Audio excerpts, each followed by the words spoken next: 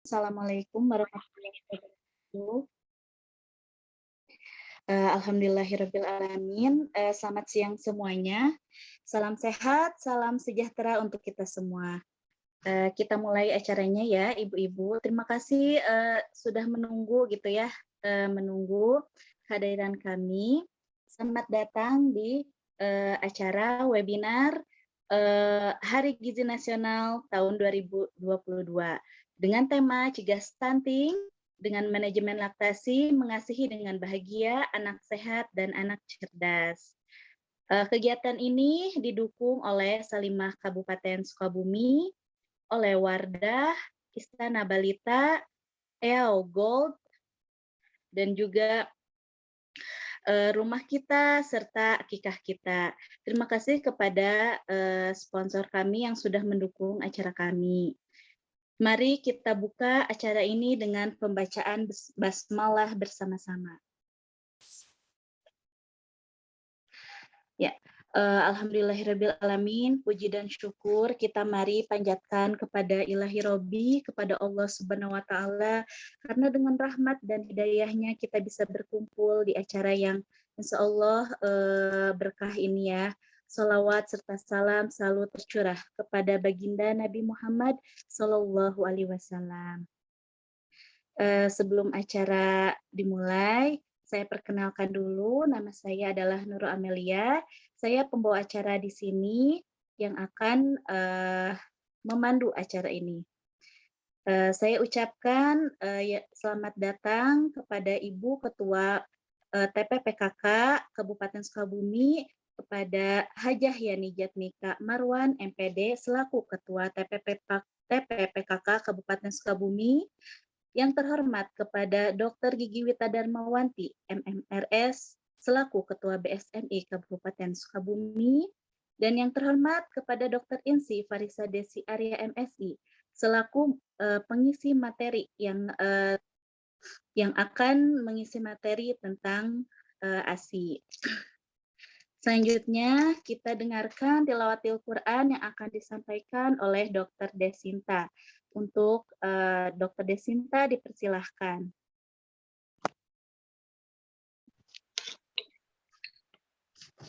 Assalamualaikum warahmatullahi wabarakatuh.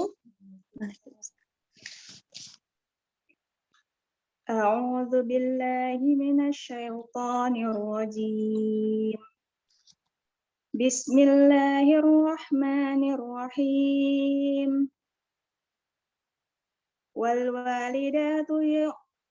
والوالدات يرضعن أولادهن حولين كاملين لمن أراد أن يتم الرضاعة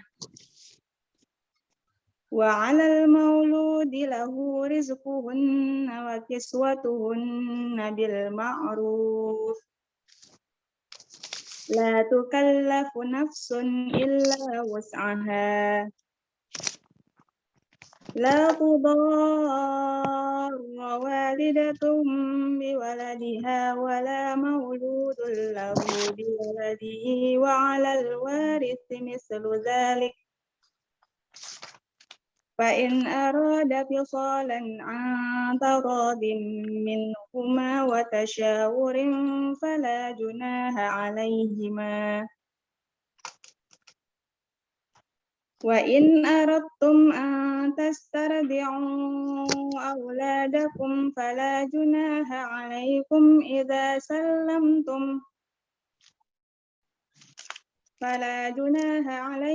إذا سلمتم ما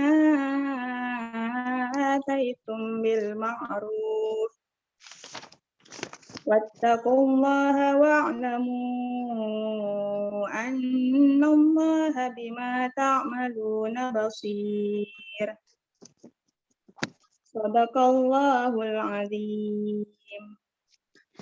Alhamdulillahirabbil alamin, tilawatil Quran telah dibacakan, semoga menjadi keberkahan di acara kita kali ini. Terima kasih kepada Dr. Desinta. Hadirin selanjutnya adalah sambutan sekaligus arahan dan pembukaan secara resmi yang akan disampaikan oleh Dr. Gigi Wita Darmawanti selaku Ketua DSMI Kabupaten Sukabumi. Pada yang terhormat Ibu Dr. Wita, kami persilahkan.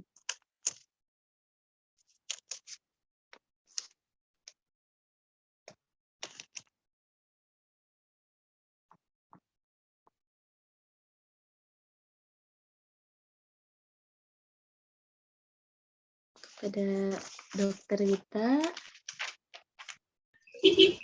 Mohon maaf Bu, suaranya tidak jelas. Suaranya kurang jelas. Bu, kami Ya. Assalamualaikum. Waalaikumsalam warahmatullahi Halo, wabarakatuh. Assalamualaikum warahmatullahi wabarakatuh. Waalaikumsalam warahmatullahi wabarakatuh. Yang terhormat Ibu Bupati atau Ketua Tim. Ini ada, sudah ada ya Teh. Punten ini belum saya cek nih, baru nyampe. Iya Dok, nggak apa-apa Dok. Sebentar. Ya. Terima kasih Teh. Ya, baik. Bismillahirrahmanirrahim. Assalamualaikum warahmatullahi wabarakatuh. Waalaikumsalam warahmatullahi wabarakatuh. Yang saya hormati Ibu Ketua Tim Penggerak PKK Kabupaten Sukabumi, Ibu Yani Jatmika Marwan. Ibu mana? Belum kelihatan ini. Ya, yang saya hormati pula narasumber kita, Dr. Insi. Dr. Insi sudah ada ya? Sudah hadir? Oh, alhamdulillah. Dr. Insi ini sebagai narasumber kita ya, alhamdulillah. Kita kehadiran orang penting semua nih ya. Dr. Insi dan Ibu Bupati mungkin di sini sebagai para narasumber kita. Masya Allah hari ini spesial banget ya. Kemudian ini para ketua tim penggerak PKK ya. Ketua tim penggerak PKK kecamatan dan kelurahan atau desa ya, ada kelurahan, ada desa se-Kabupaten Sukabumi. Kemudian ada ketua tim, Ketua Salimah hadir, Teh Tri hadir ya, Bu Nana, Ibu Priyatna Ayu, alhamdulillah ya. Kemudian semua para peserta yang saya banggakan seluruhnya. Ini ada dari luar kota. Mana yang dari luar kota?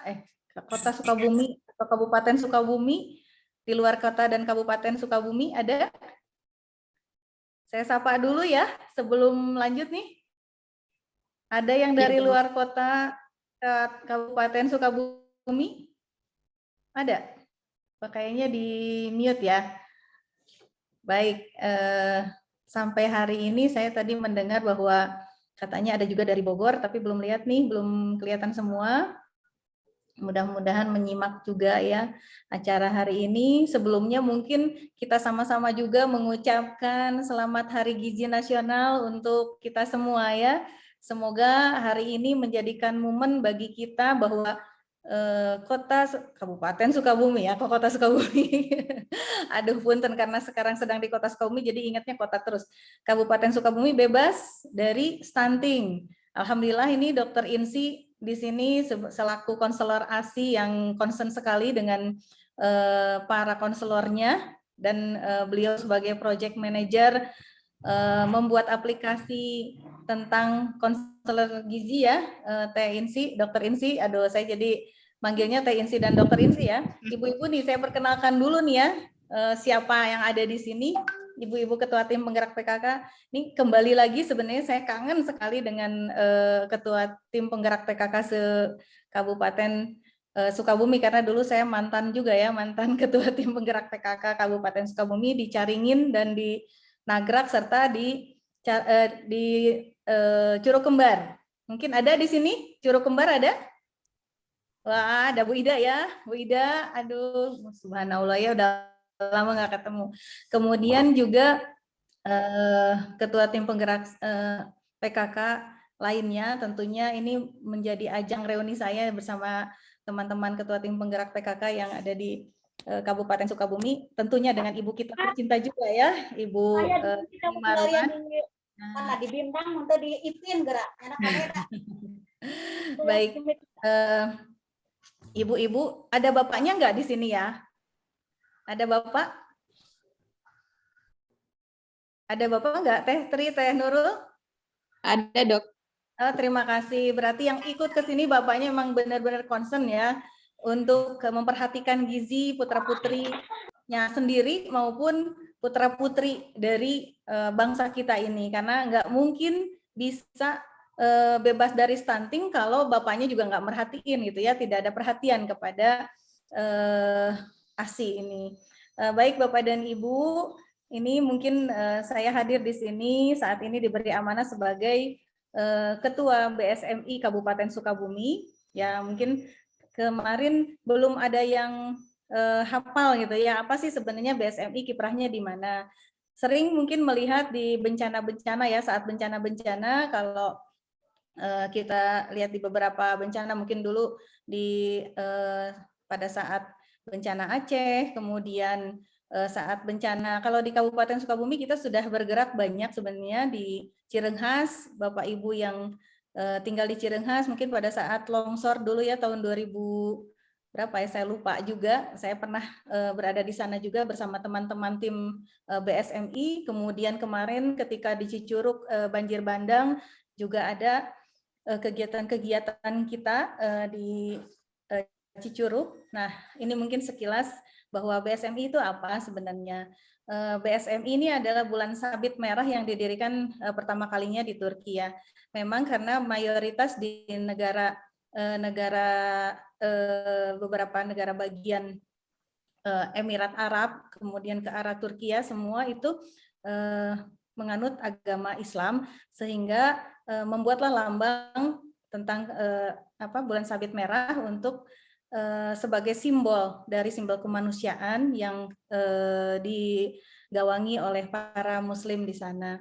Nah, kemudian beranak cabang gitu ya ke Indonesia salah satunya, dan kemudian di Indonesia juga sudah banyak sekali, dan di Jawa Barat adalah salah satu cabang BSMI. Kemudian di Jawa Barat sendiri cabang BSMI Kabupaten Sukabumi baru ribuan lagi ya, walaupun sebenarnya sebelum-sebelumnya kita sudah banyak kegiatan dan sudah didirikan BSMI, hanya mungkin karena beberapa hal maka sempat stagnan, tidak ada kepengurusan yang mungkin saat itu kuat gitu ya. Nah, insya Allah saat ini kegiatan BSMI akan lebih hidup lagi ya, dengan apalagi ada partisipasi seluruh muslim dan muslimah yang sebenarnya kegiatan ini untuk kita, tapi untuk orang lain juga yang di luar muslim ya.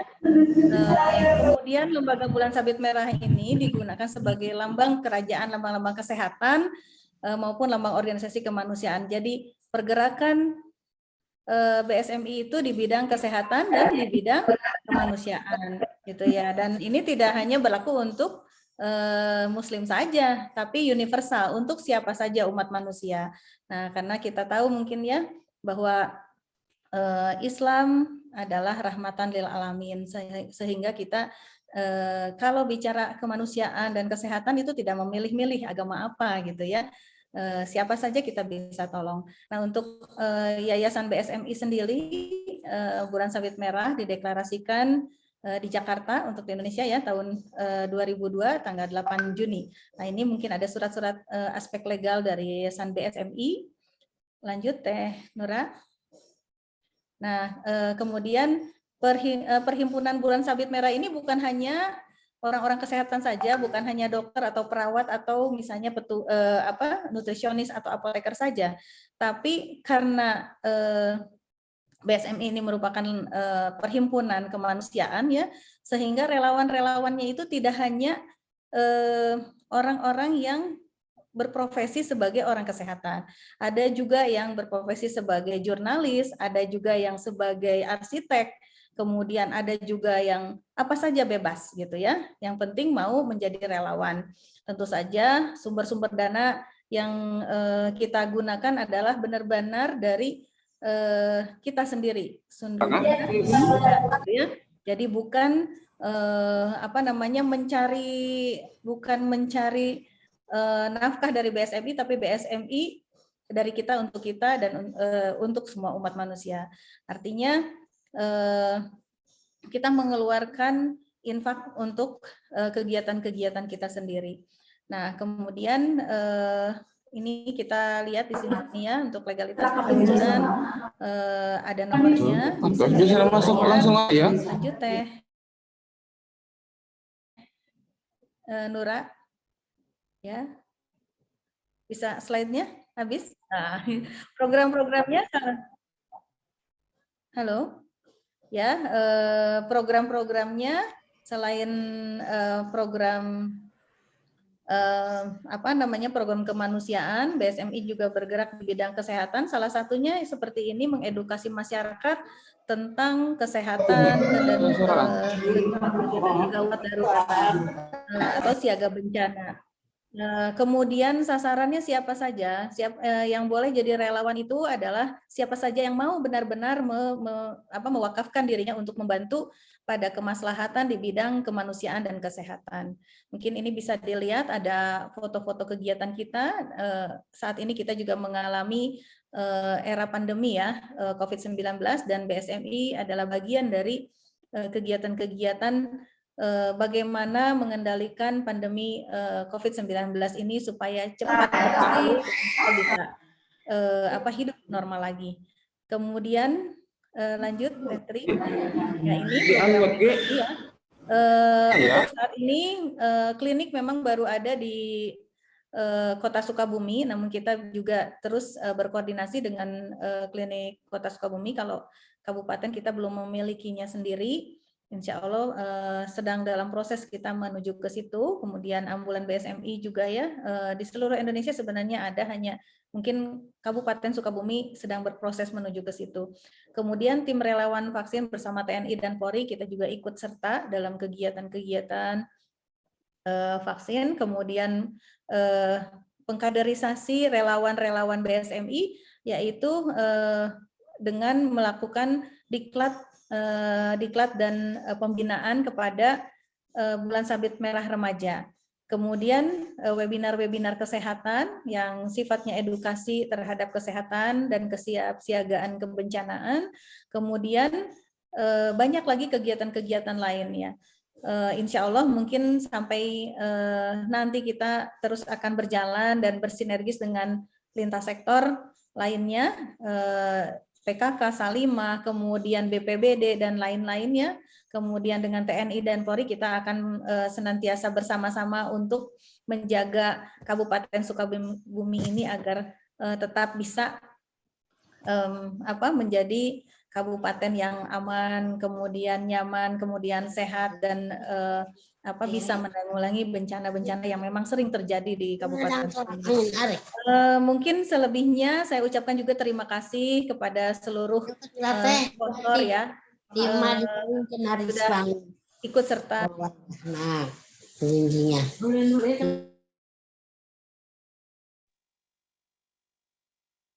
Maaf dok, ke mute dok.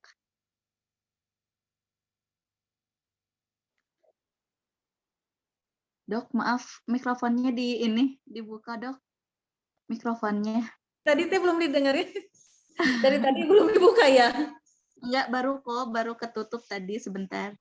Oh gitu ya. Nah mungkin kita bisa ambil dari ayat Quran ya, Al-Quran surat Al-Maidah ayat 32.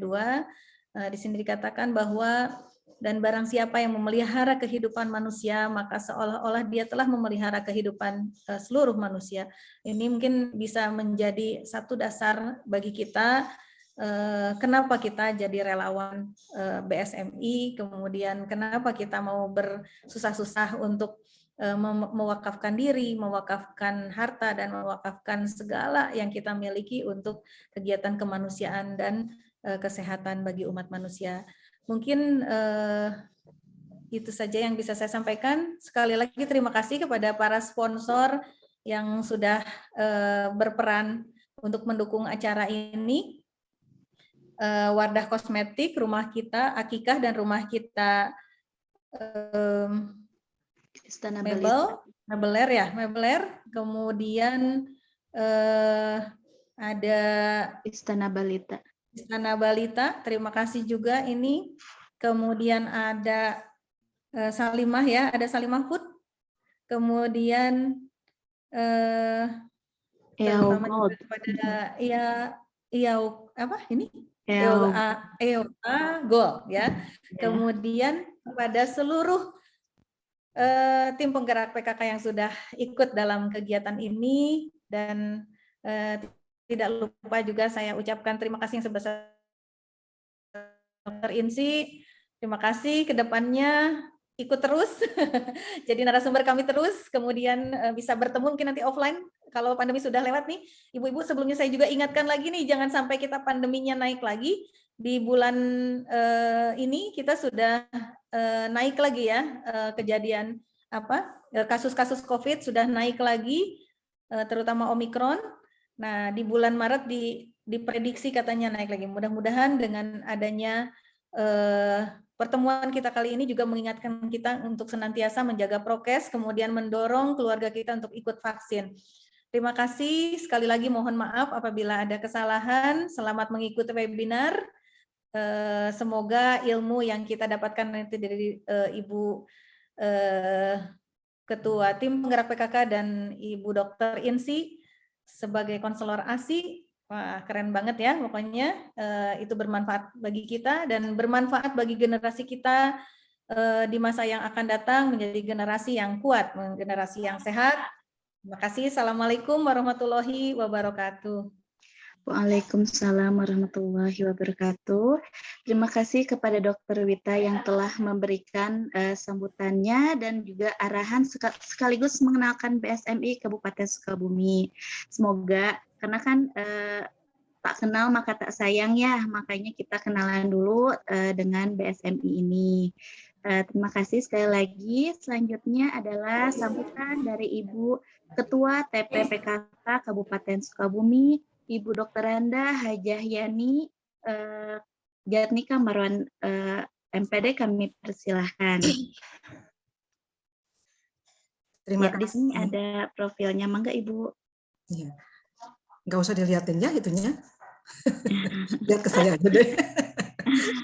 Terima kasih pembaca yang sudah memberikan waktu kepada saya. Bismillahirrahmanirrahim. Alhamdulillahilladzi alama bil qalam ya'lam. Asyhadu alla ilaha illallah wahdahu la syarikalah wa asyhadu anna Muhammadan abduhu rasuluh. Amma ba'du. Yang saya cintai, yang saya banggakan, Dr. Wita, teman saya yang udah lama nih tidak pernah ketemu lagi ini. Sebagai ketua Bulan Sabit Merah Indonesia Kabupaten Sukabumi, sekaligus juga pengurus Salimah ya. Kemudian juga Dr. Insi sebagai narasumber yang hadir hari ini. Kemudian juga Ketua Tim Penggerak PKK Kecamatan Kabupaten Sukabumi ya. Kemudian juga desa juga ini. Ketua-ketua tim penggerak PKK desa beserta jajarannya nih yang rame ya, alhamdulillah sudah bisa bergabung. Kemudian juga dari OPD nih, hari ini juga ada dari Dinas Perkim yang hadir juga mengikuti webinar ini. Kemudian juga yang ikut semua peserta webinar ini yang saya hormati. Kemudian juga tim penggerak PKK Kabupaten Sukabumi yang juga hadir beserta kami ini. Semua peserta webinar yang saya cintai, saya banggakan. Syukur alhamdulillah siang hari ini kita masih bisa diberikan kesempatan untuk bisa melaksanakan kegiatan ini meskipun melalui virtual, tapi insya Allah mudah-mudahan apa yang kita lakukan pada hari ini tentu akan sangat bermanfaat untuk kita semua. Hari ini mengambil momen yang sangat tepat karena hari ini adalah Hari Gizi Nasional. Jadi kalau kita lihat di tahun 2022 ini memang tema sentralnya adalah aksi bersama cegah stunting dan obesitas. Jadi memang sangat relevan ketika kita berbicara tentang masalah gizi ini, ya, karena kita masih menyisakan PR yang panjang ini mengenai stunting. Jadi kalau kita lihat angka stunting di Indonesia ini ada sekitar 24,5%, ya. Jadi sebetulnya ini masih di masih di atas ini angka yang masih tinggi, ya, karena di dalam RPJMN 2024 itu kan Presiden ingin agar 14%, ya, jadi masih agak tinggi gitu. Meskipun di WHO itu 20%, ya. Nah, kalau kita lihat angka stunting di Jawa Barat juga sekitar 24,5%, di Indonesia 24,4%, ya. Kemudian kita lihat di tahun 2018 ini Kabupaten Sukabumi ada sekitar 41%. Tapi alhamdulillah sekarang sudah turun, ya. Di tahun 2021 ini turun menjadi 24,2%. Ya, jadi syukur alhamdulillah ini, ya, ada kemajuan lah, ya, ada progres yang tadinya masih di angka 40-an sekarang sudah 24-an. Kemudian kalau kita lihat peran ibu tentu saja dalam menangani masalah stunting ini, karena kita berbicara tentang bayi, ya, karena stunting itu adalah kekurangan gizi kronis, ya. Jadi artinya ini peran ibu sangat luar biasa.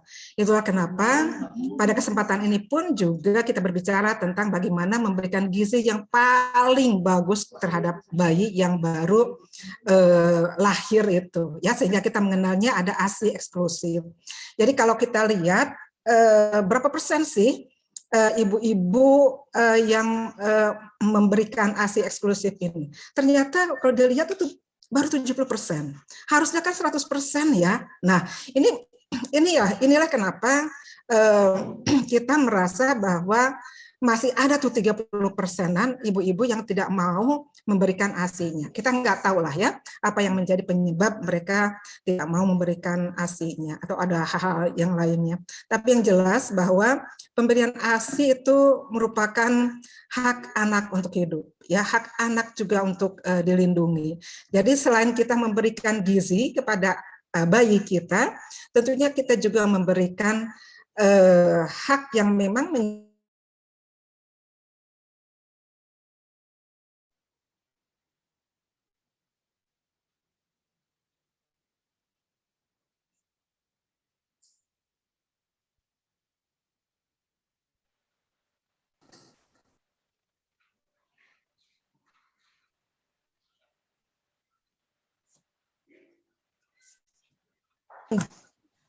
Halo?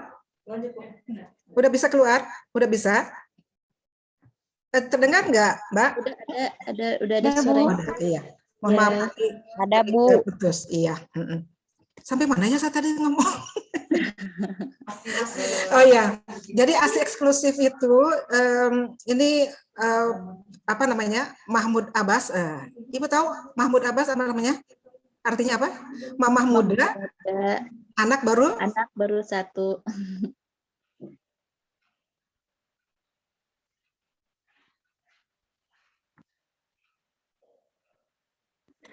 Suaranya hilang lagi, Bu. Eksklusif itu luar biasa. Ada lagi suara? Suaranya hilang lagi. Hilang lagi, ya. Ini ada kendala juga ini di sini. Iya, dari sini, dari laptopnya. Dari laptopnya ini, ya. Aduh, mohon maaf nih. Ada masuk lagi, ya. Jadi sepertinya saya nggak usah banyak ngomong deh kayaknya di sini. Ya, jadi ada tapi video ibu nggak ada. Nggak apa deh, ya. Mendingan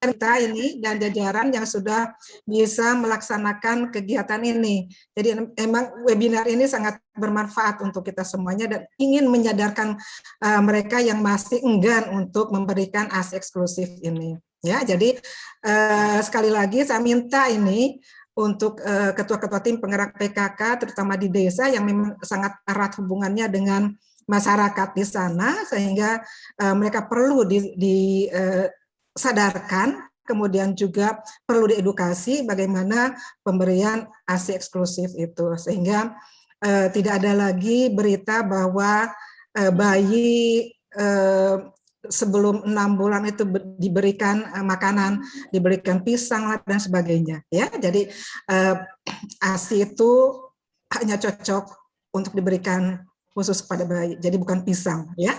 Jadi tentu saja ini akan bermanfaat kepada kita semua, terutama kita memang tidak ingin ada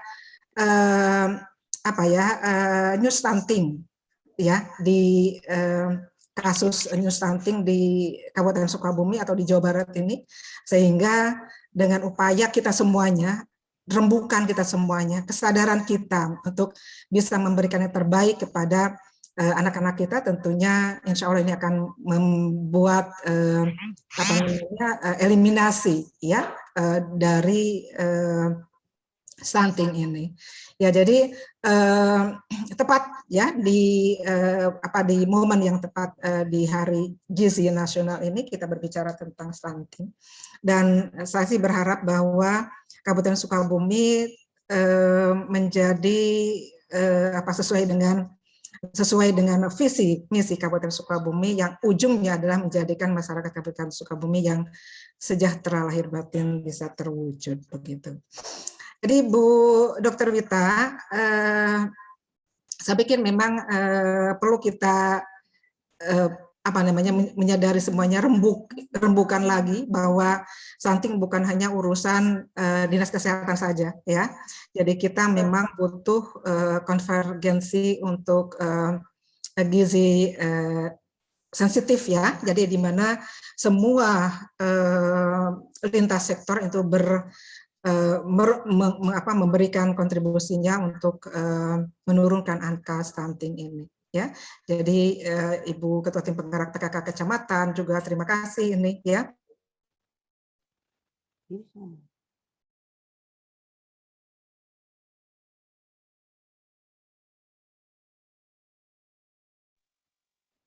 Suaranya hilang lagi ya. Ibu suaranya hilang lagi.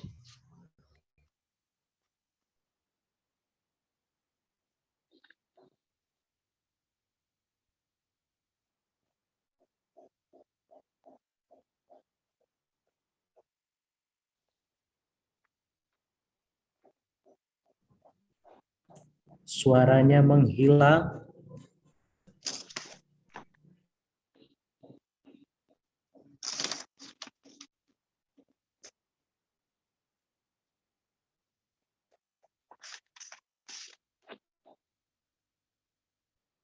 Mungkin sinyal ya.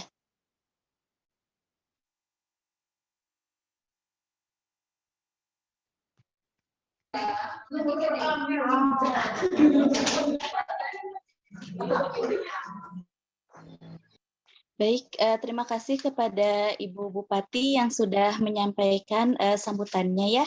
Nah, sekarang kita langsung ke acara inti, yaitu pemberian materi. Namun bukan saya lagi yang memandu acara, saya serahkan kepada moderator Teh Siti Tri Rahayu. Untuk Teh Siti, mangga saya persilahkan. Udah masuk belum Teh suaranya? Udah kedengeran. Baik, bismillahirrahmanirrahim. Assalamualaikum warahmatullahi wabarakatuh. Salam sehat.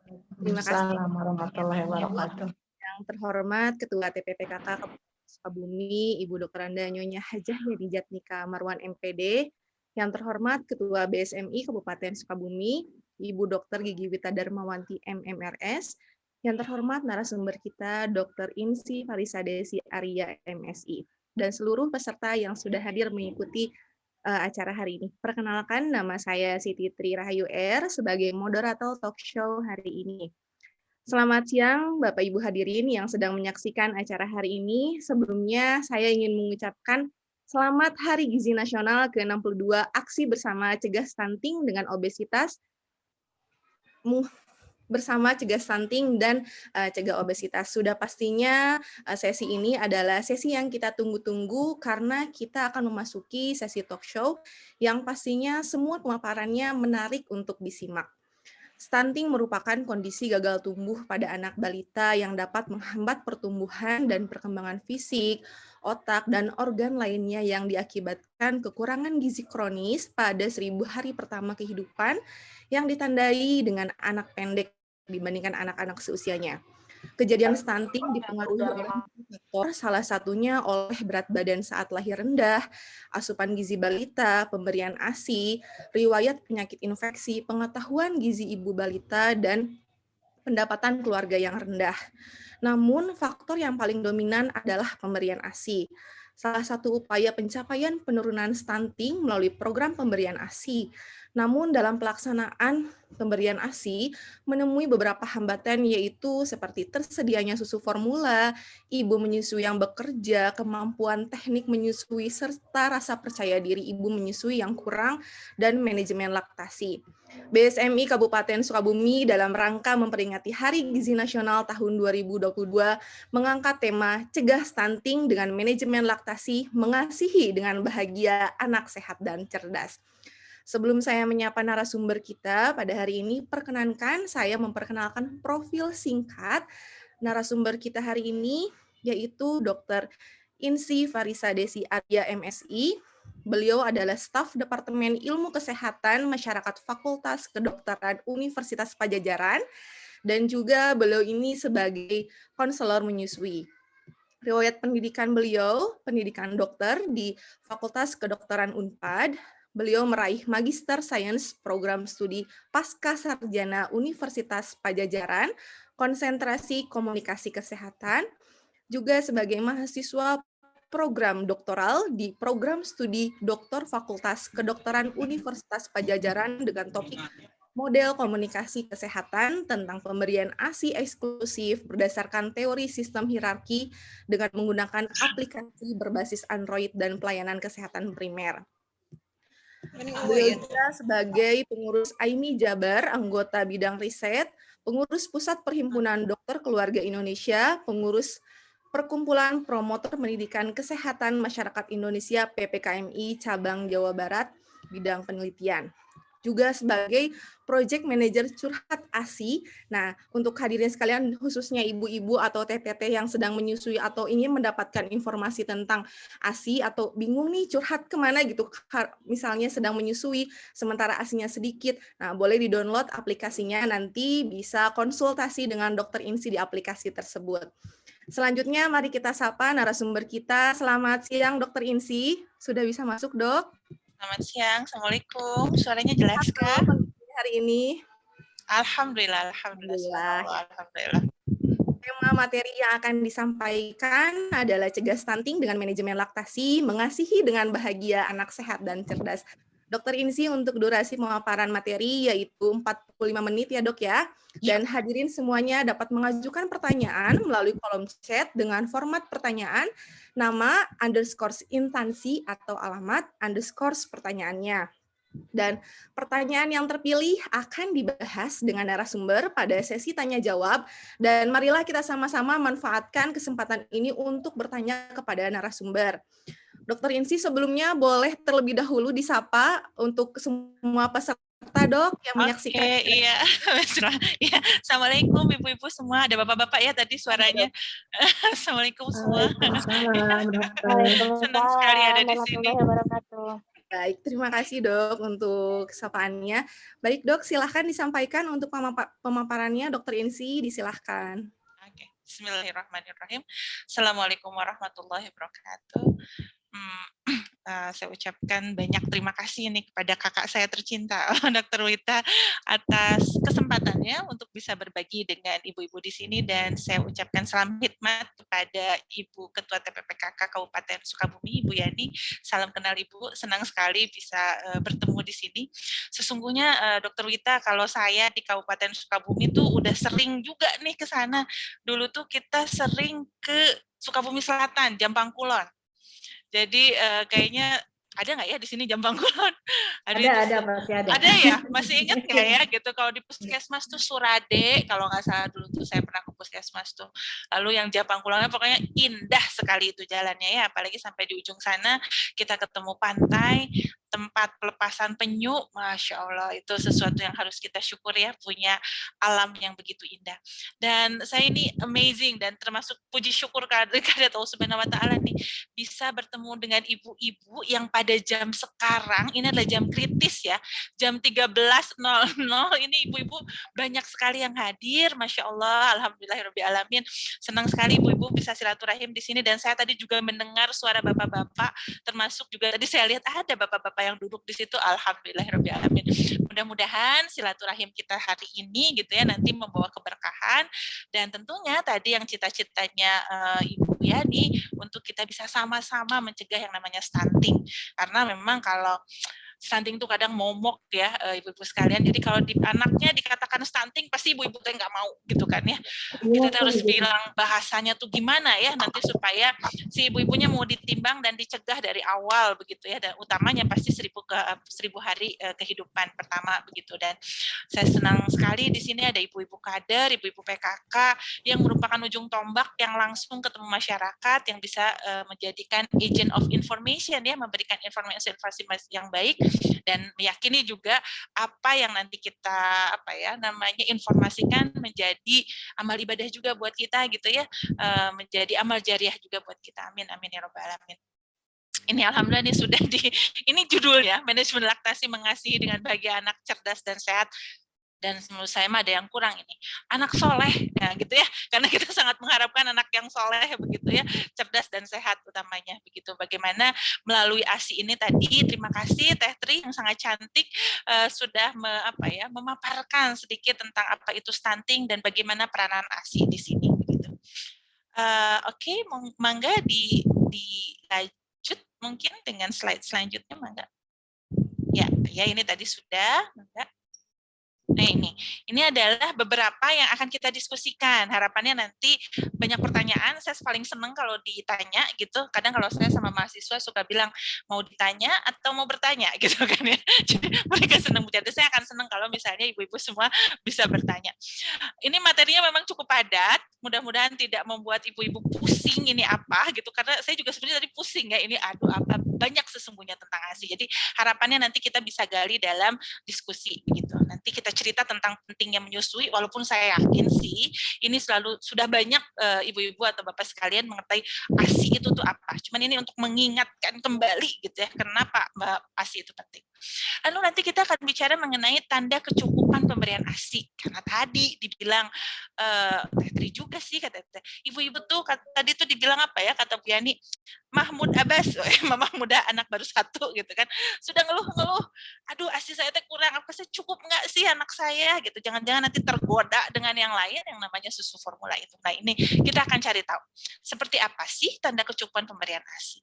Lalu, nah ini bagi ibu-ibu yang bekerja sekarang, ya banyak ibu-ibu yang memang membantu keluarga, membantu suami gitu, atau bukan selain itu juga menyalurkan bakatnya ingin bekerja gitu kan. Gimana sih nanti cara pemberian ASI bagi ibu-ibu pekerja atau yang kita namakan ASI perah. Dan tidak kalah penting juga pemberian ASI itu sesuai dengan tema kita pada hari ini, dan kita memperingati Hari Gizi Nasional, bagaimana sih gizi ibu untuk menyusui. Terakhir mungkin kita akan wrap up message-nya seperti apa yang bisa ibu-ibu nanti dapatkan pada, mudah-mudahan cukup 45 menit ya, bisa juga kurang sih, nanti kita lihat. Oke. Sebelumnya mungkin boleh dulu saya sudah jadikan host karena saya tuh sering pengen bolak-balik gitu, jadi harus pengen jadi co-host dulu. Oke, terima kasih buat sudah saya jadikan co-host. Sebelum dimulai nih ibu-ibu, maaf ya ini saya suka begitu supaya nggak ngantuk. Ibu-ibu, saya pengen tahu dulu bagaimana atau perasaan ibu-ibu pada ibu-ibu dan bapak ya pada siang hari ini yang bisa ngechat gitu kan ya, di Zoom-nya boleh di-chat deh perasaannya gimana hari ini atau siang ini. Mana boleh nggak? Boleh di-chat. Ada yang bisa nge-chat? Enggak, di situ chatnya tulis di kolom chat. Kalau nggak bisa nggak apa-apa sih. Ya. Kasih emoticon juga boleh. Intinya saya pengen tahu ibu-ibu baik-baik aja. Oh ya bahagia, Siti Barkah, makasih. di sini lagi enjoy Bu. Aduh terima kasih, alhamdulillah ya. Luar biasa kata Nurani. Alhamdulillah, alhamdulillah, alamin. Senang sekali ya siang-siang seperti ini pada semangat dan sehat bahagia. Karena tadi penting sekali yang namanya bahagia itu. Nah, kita lihat next slide, Mangga. Nah ini yang tadi dibacakan oleh dokter siapa ya yang membaca surat Al-Baqarah ayat 233. Ini yang penting yang harus kita tanamkan bahwa yang namanya menyusui teh ternyata itu diperintahkan oleh Al-Qur'an. Sama halnya dengan kita sebagai seorang muslim diperintahkan untuk sholat atau muslimah untuk menutup aurat. Ya, jadi tadi panjang memang ya ayat 233 ini, cuman saya ngambil cuplikan terjemahan gitu yang dikatakan bahwa Bismillahirrahmanirrahim, para ibu hendaklah menyusukan anak-anaknya selama 2 tahun penuh, yaitu bagi yang ingin menyempurnakan penyusuannya. Apabila keduanya ingin menyapi sebelum 2 tahun dengan kelelahan keduanya dan permusyawaratan, maka tidak ada dosa atas keduanya.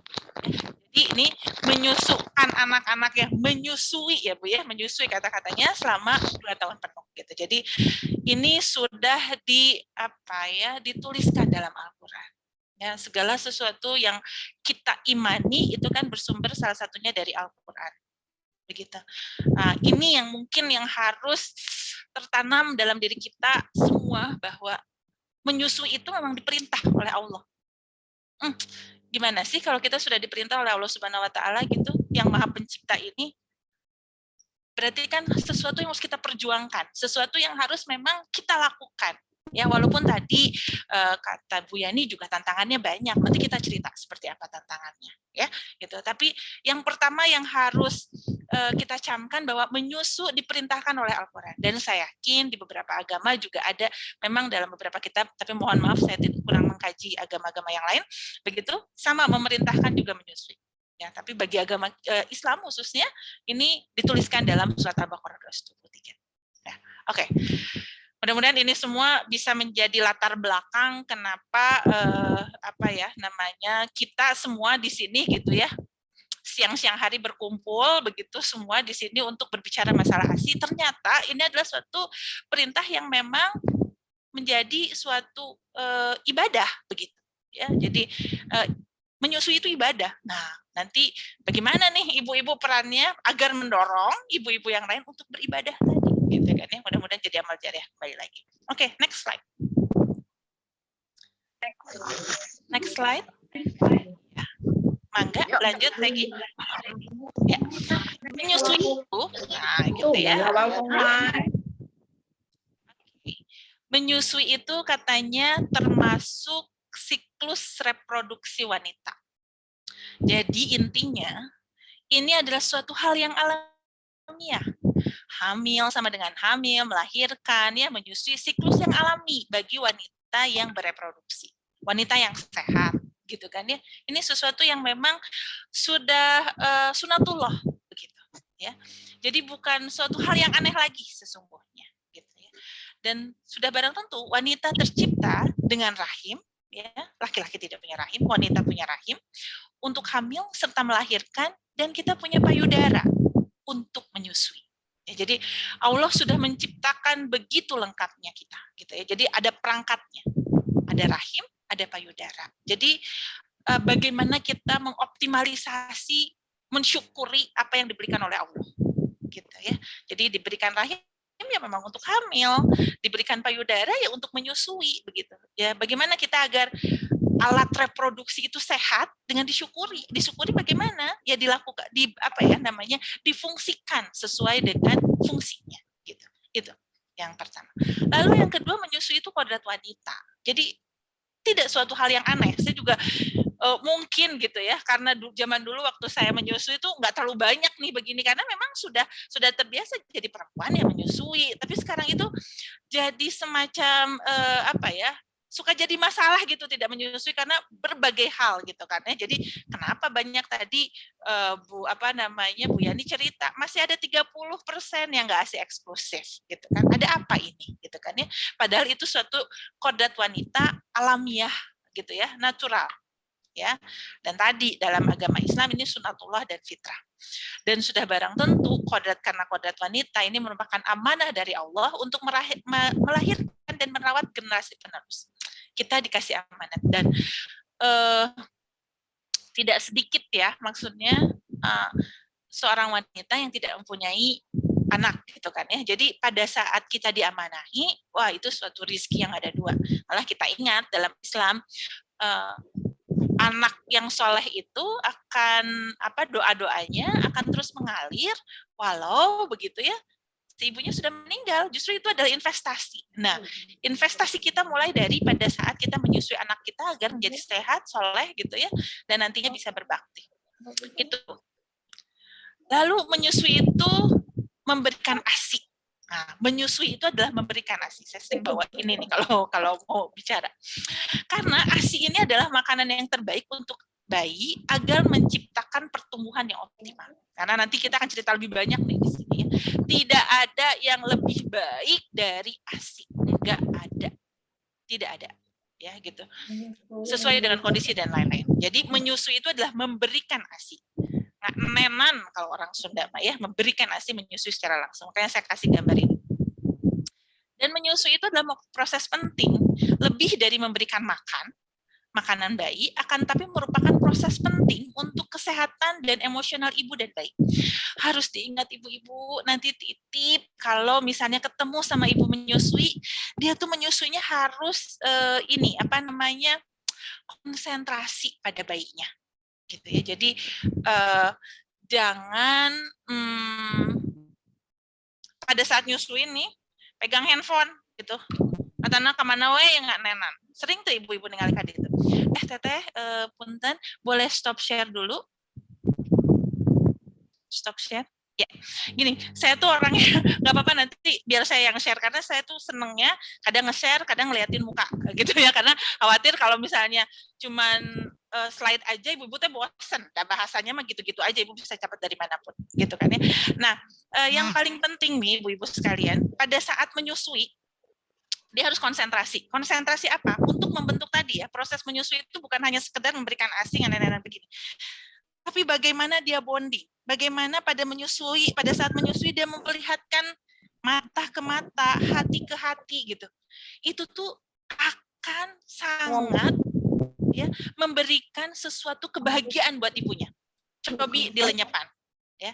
Ibu-ibu flashback lagi pada saat mungkin ada yang masih menyusui, ada yang enggak. Kalau saya tuh dulu ingat banget waktu itu saya masih PTT waktu anak kedua menyusui. Pulang dari puskesmas itu tuh kan payudara walaupun udah dipamping sebelumnya besar, nggak kuat gitu kan. Ini teh udah penuh. Yang dicari siapa? Anak kan. Tapi begitu sudah dipegang anak, kita nyusuin, ya Allah nikmatnya nggak ada dua. Betul nggak? Yang dicari itu anak supaya bisa disusui. Dan rasa bahagia, rasa tenang itu keluar dari kita. Nah, degup jantung kita pada saat kita mendekap bayi kita begini nih, mendekap bayi, antara jantung kita dengan jantung bayi itu menyatu. Disitulah emosional kita akan tumbuh. Jadi nanti nitip.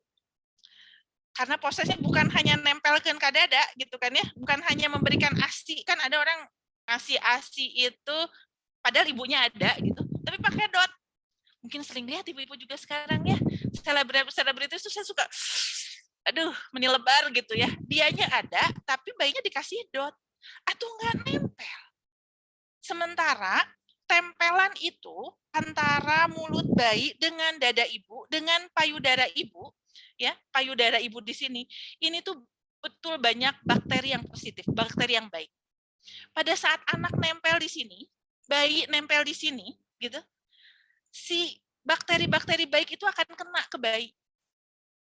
Dan itulah yang menimbulkan imunitas. Gitu. Jadi itu satu ya, itu secara biologis. Secara psikologis dengan dengkupan dengan apa? Ibu emot ya. Kalau kita lagi kesel gitu kan, kita lagi marah, si bayi kita gendong, sok nangis deh. Suka nangis ya. Dia sering merasakan apa yang ibu rasakan. Betul nggak? Gitu kan ya. Jadi sentuhan bayi, sentuhan kita terhadap bayi kita tuh penting. Malah ada beberapa penelitian dengan banyak disentuh anak itu akan memberikan emosi yang positif. Gitu. Jadi Kembali ya, bukan hanya sekedar memberikan ASI tanpa kitanya tidak ada di situ. Makanya oleh karena itu nih gadget pada saat nyusui jauhkan. Gitu. Fokus sama anak, nggak boleh ngobrol, fokus. Karena anak sering juga pas nyadar si ibu tuh ngobrol kadang-kadang si anaknya teh jadi ini apa namanya nangis gitu rewel gara-gara kita nggak merhatiin sebetulnya gitu ya. Oke, boleh saya aja yang slide share ya Teh Tri? Nggak apa-apa ya, supaya nanti apa namanya lebih mudah untuk saya ininya apa namanya. Walaupun ya begini sih, memang laptopnya agak-agak oke. Ya. Oke, nah itu tadi proses menyusui ya. Di sini proses menyusui penting, lebih daripada sekedar memberikan makan. Itu intinya. Bukan hanya ngasih ASI, cairan ASI, bukan, gitu ya, tapi lebih dari itu. Oke. Lalu ASI itu tadi mengandung zat gizi dan antibodi yang dibutuhkan bayi secara tepat. Maksudnya begini, anak usia 1 sampai 3 hari gitu, ya, lambungnya teh Bu alit, sapertoski ya Bu, ketinggalnya sapertos lereng, ya, karena masih kecil. Jadi antara 0 sampai 3 hari dia nggak butuh banyak. Oleh karena itu si ibu pun pada hari-hari pertama keluarnya baru sedikit. Karena apa? Orang baru segini, gitu ya. Jadi tong hariwang upami air ASI-nya gitu belum banyak pada hari-hari pertama. Tesawios karena disesuaikan. Makin hari bertambah minggu, nanti dia akan berubah menjadi segini, gitu kan si lambungnya, kebutuhannya bertambah. Makin sering kita berikan ASI, makin besar nanti lambungnya, gitu kan ya. Jadi apa namanya? Si ASI yang keluar, Masya Allah gitu ya, ASI yang keluar itu betul-betul akan disesuaikan nanti dengan kebutuhan si bayi. Bayina prematur sakit tuh cekapna. Bayina kembar sakit oge di pasien.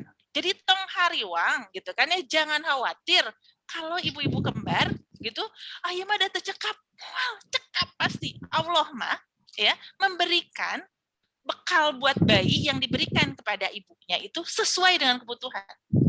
Percaya, yakin mual ayat tuh nah Al-Quran dipiwarang kalau misalnya Allah tidak memberikan sesuai dengan itu. Keyakinan itu yang harus ditumbuhkan. Ya, jadi dibutuhkan bayi secara tepat. Allah teh maha apa ya, maha mengatur semuanya. Gitu. Tong cangcaya gitu ya. Siapa kita gitu kan ya. Jadi jangan kita menyepelekan apa yang sudah Allah berikan. Karena tadi dia mengandung zat dan zat gizi dan antibodi yang diperlukan oleh bayi, yang tadi di mana antibodi contohnya didapatkan selain memang dari ASI, selain memang dari ASI juga dia tadi dari payudara ibu, ya. Kalau dia menyusui itu kan ya kesangan naon-naon teh Bu, di dalam tubuh kita teh sebenarnya bakteri itu banyak gitu ya. Dan di dalam payudara ibu ini ini adalah banyak sekali bakteri-bakteri yang penting buat si bayi. Makanya harus sering skin to skin contact gitu antara bayi langsung ke ini tuh karena mendapatkan salah satunya dari antibodi melalui ibu tadi. Selain daripada kandungan isi daripada ASI tersebut, ya, yang sudah barang tentu dia bisa melindungi bayi dari infeksi. Ya. Selain itu juga karena tadi tepat komposisinya, tepat jumlahnya, ASI itu sangat mudah dicerna dan diserap oleh tubuh bayi. Kita sering mendengar kalau bayi-bayi yang memang dikasih sufor, aduh ya teh enak menit sesah gitu kan ya, atau napi araratel segala macam gitu, banyak sekali yang menyebabkan karena bukan ASI. Gitu. Selain itu juga ASI itu dia bukan hanya berdampak pada saat sekarang untuk pertumbuhan dan perkembangan, tapi juga untuk jangka panjang. Ini menurut penelitian ya bahwa bayi-bayi yang disusui gitu dia mengurangi resiko obesitas. Betulnya tadi kan masalah gizi sekarang itu salah satunya obesitas. Dengan diberikan ASI itu mengurangi resiko itu, mengurangi resiko alergi, diare tentunya ya kan, karena tadi dia punya antibodi yang baik, termasuk juga infeksi saluran pernafasan pada bayi. Ya, jadi dia akan berdampak panjang gitu ya. Itu ASI-nya. Oke. Lanjut. Nah, ini Bu isinya. Ini yang tergambar gitu ya. Ada lemak, ada zat besi, imunoglobulin, protein AHA, AA, DHA, segala macam, oligosakarida, vitamin A, B, C, prebiotik, zinc, semuanya ada. Kalau ibu-ibu lihat di susu formula, gitu kan, sok sering ya nyebutkan, oh iya mas susunya bagus kayak susu sultan katanya, yang harganya ratusan ribu gitu kan. Ini ada di ASI mantos kaya eta teh gitu ya. Jadi kandungannya lebih lengkap lagi. Kalau kita lihat di sini nih perbandingannya. Ini masih sedikit ya, hampir setengahnya, ada beberapa jurnal atau penelitian yang lebih banyak lagi gitu. Jadi formula itu cuma sedikit. Malah memang formula itu gimana caranya mirip dengan ASI gitu. Jadi beberapa produsen ASI itu produsen sulfur itu mengejar kumacarana sami senang ASI. Nah, hari kita sudah dikasih ASI, malah nggak mau dikasih, malah uangnya dibeliin buat sulfur. Aneh kan? Gitu kan ya. Walaupun mungkin ada beberapa, makanya dari itu kita harus dampingin nih ibu-ibu yang mempunyai tantangan dalam menyusui, nggak boleh karena pasti punya alasan. Nah, kita harus cari tahu alasannya seperti apa agar mereka memberikan yang terbaik. Jadi jangan sampai tergiur dengan iklan gitu ya. Ataupun mohon maaf nih gitu ya, seringkali ada bayi yang melahirkan di mana di nakes atau di mana ditawarin. Nah, itu tuh kita sebagai gitu ya, penjaga yang menyusui harus bilang jangan gitu ya, jangan kasih ASI. Kan suka bilangnya tuh gini, habis ngelahirin, oh tacan keluar ASINA baru juga hari pertama gitu kan ya, ini tacan keluar kumaha tuh mun ku sulfur tah eta. Dan sering kan Mahmud tadi kata Bu Yani, saya ingat ya, Mahmud Abbas teh gitu kan ya, suka udah ngelahirin mah capek ya Bu ya namanya kan, dan dia tuh sering tinggal sama ibu mertua biasanya atau ibunya sendiri ya, gitu ya. Pas hari-hari pertama teh Bu kan ngelahirkan teh sesuatu ya Bu ya, jadi kan teu wala kaya kalau orang Sunda bilang. Jadi naon di barang komo mau nangis wae, si nenek dengan gagahnya teh ai teh si mah dia kumaha, wah disusuan atuh ku sulfur tah eta teh tekenging. Karena si Mahmud Abbas itu dia suka nggak bisa nolak kalau udah disuruh sama mertua atau neneknya gitu. Jadi nanti sebagai penjaga nih, baik suaminya ataupun kita ya, semua sebagai ibunya harus punya kekuatan teguh bahwa nggak boleh dikasih sulfur ya. Jadi karena ujiannya banyak nanti teh gitu ya, tantangannya banyak. Oke, kita lanjut lagi. Ini perbedaannya. Nah, ini keuntungannya nanti sudah diungkapkan buat ibu, dia meningkatkan hubungan emosional dan kasih sayang gitu ya. Bu, dengan nanti saya suka bita tapi mau anak lagi takut udah ketuaan gitu ya. Jadi nikmatnya nggak ada, malah ada beberapa hadis dibilang, nggak tahu doif atau enggak, tapi saya sangat percaya gitu ya. Satu tetes yang kita keluarkan dari ASI kita kepada bayi itu teh menghapus satu dosa. Kebayang Bu, satu tetes, hari kita nggak nenan, anak teh suka glek, Masya Allah. Ibadahnya begitu tinggi, gitu ya. Membantu menunda kehamilan. Ya, ada namanya lactating amenorrhea method. Jadi bisa untuk menjarangkan kehamilan karena dengan ASI, gitu kan ya. Jadi nggak usah pakai KB, tapi ini harus hati-hati, ini harus diperiksa nanti ya. Mana yang bisa memang pakai LAM ini, mana yang memang harus pakai kontrasepsi. Lalu membantu kesehatan bunda seperti mengecilkan rahim tentunya, karena kalau habis nyusuin tuh kan, apalagi minggu-minggu awal, rahim tuh suka kontraksi, nyut gitu ya, itu mengurangi perdarahan tentunya dan mencegah kurang darah. Lalu mengurangi resiko kanker payudara, kanker ovarium, dan diabetes tipe 2 bagi ibunya. Coba bayangin, dengan kita memberikan ASI. Dan banyak lagi sesungguhnya ya, banyak lagi keuntungannya. Saya nggak bisa sebutkan semuanya di sini. Lalu bagi bayi pun dia membantu perkembangan bayi jadi tidak sering menangis karena dia cukup kasih sayangnya, cukup makanannya, kapanpun dia mau makan kita langsung kasih gitu kan ya. Jadi kalau ibu-ibu sudah pinter, si anaknya tuh udah gitu kan, atau udah pegang-pegang tangan langsung dikasih ASI. Coba kalau misalnya susu formula, jangan ngahandutkeun lah, lama gitu kan ya. Jadi sangat membantu, jadi tidak sering nangis si bayinya, nggak harus nunggu lama gitu kan, tinggal ada ibunya langsung kasih gitu kan ya. Dan tentunya tingkat kecerdasan anak akan lebih tinggi ya. Ini betul pada penelitiannya dia meningkatkan IQ beberapa digit begitu. Lalu tentunya anak lebih sedikit memiliki masalah perilaku. Wah, ini coba apa ya namanya, ternyata ya tentunya ya dengan kasih sayang itu sangat berpengaruh terhadap perilaku anak. Sedikit ya Bu ya, saya cerita mungkin agak kemana-mana ya. Jadi sekarang itu kalau Ibu pernah dengar, Ibu Bapak sini pernah dengar, ada permasalahan misalnya orang yang pakai narkoba, ya, yang HIV dan lain-lain. Itu tuh Bu, kalau kita wawancara lebih jauh, permasalahannya bukan pada saat itu. Ada beberapa penelitian menyatakan bahwa itu masalahnya ada di 15 tahun sebelumnya. Artinya apa? Pada saat dia anak-anak, mungkin pada saat dia bayi, kurang kasih sayang tadi. Jadi mereka yang masuk ke sering melakukan perilaku yang bermasalah, itu salah satunya itu. Nah, dengan kita berinvestasi memberikan ASI, mengurangi perilaku tadi, mencegah. Dan pastinya ya Bu, kalau kita lagi nyusuin anak ya, kita lagi doakan segala, langsung dipegang segala macam gitu kan, doa-doa teh murudul gitu ya, dan pasti doa ibu teh siapa yang enggak sering banyak diijabah gitu, amin. Oke, kita lanjut lagi ya. Jadi ini dan banyak lagi keuntungan lain itu baik. Nah, itu tadi pentingnya menyusui, ya. Dilandasi dengan rasa iman bahwa menyusui itu adalah perintah dan berbagai keuntungan baik ibu maupun bayi. Lalu sekarang kita masuk ke tanda, oke, sekarang udah nyusuin nih, udah ngerti ya, nyusuin mau nyusuin. Tapi ya ini ada latar belakang. Ada memang beberapa penelitian menyatakan bahwa ibu tidak dapat menyusui secara eksklusif dikarenakan merasa kurang. Jadi si ibunya tuh ngerasa ASI saya mah kurang, tercekap gitu kan ya. Ya, dan hal ini dirasakan pada saat bayi usia 4 sampai 5 bulan tuh kritis ya, 4 sampai 5 bulan tuh si ibu tuh langsung suka mulai tergoyah untuk nanti beli sufor.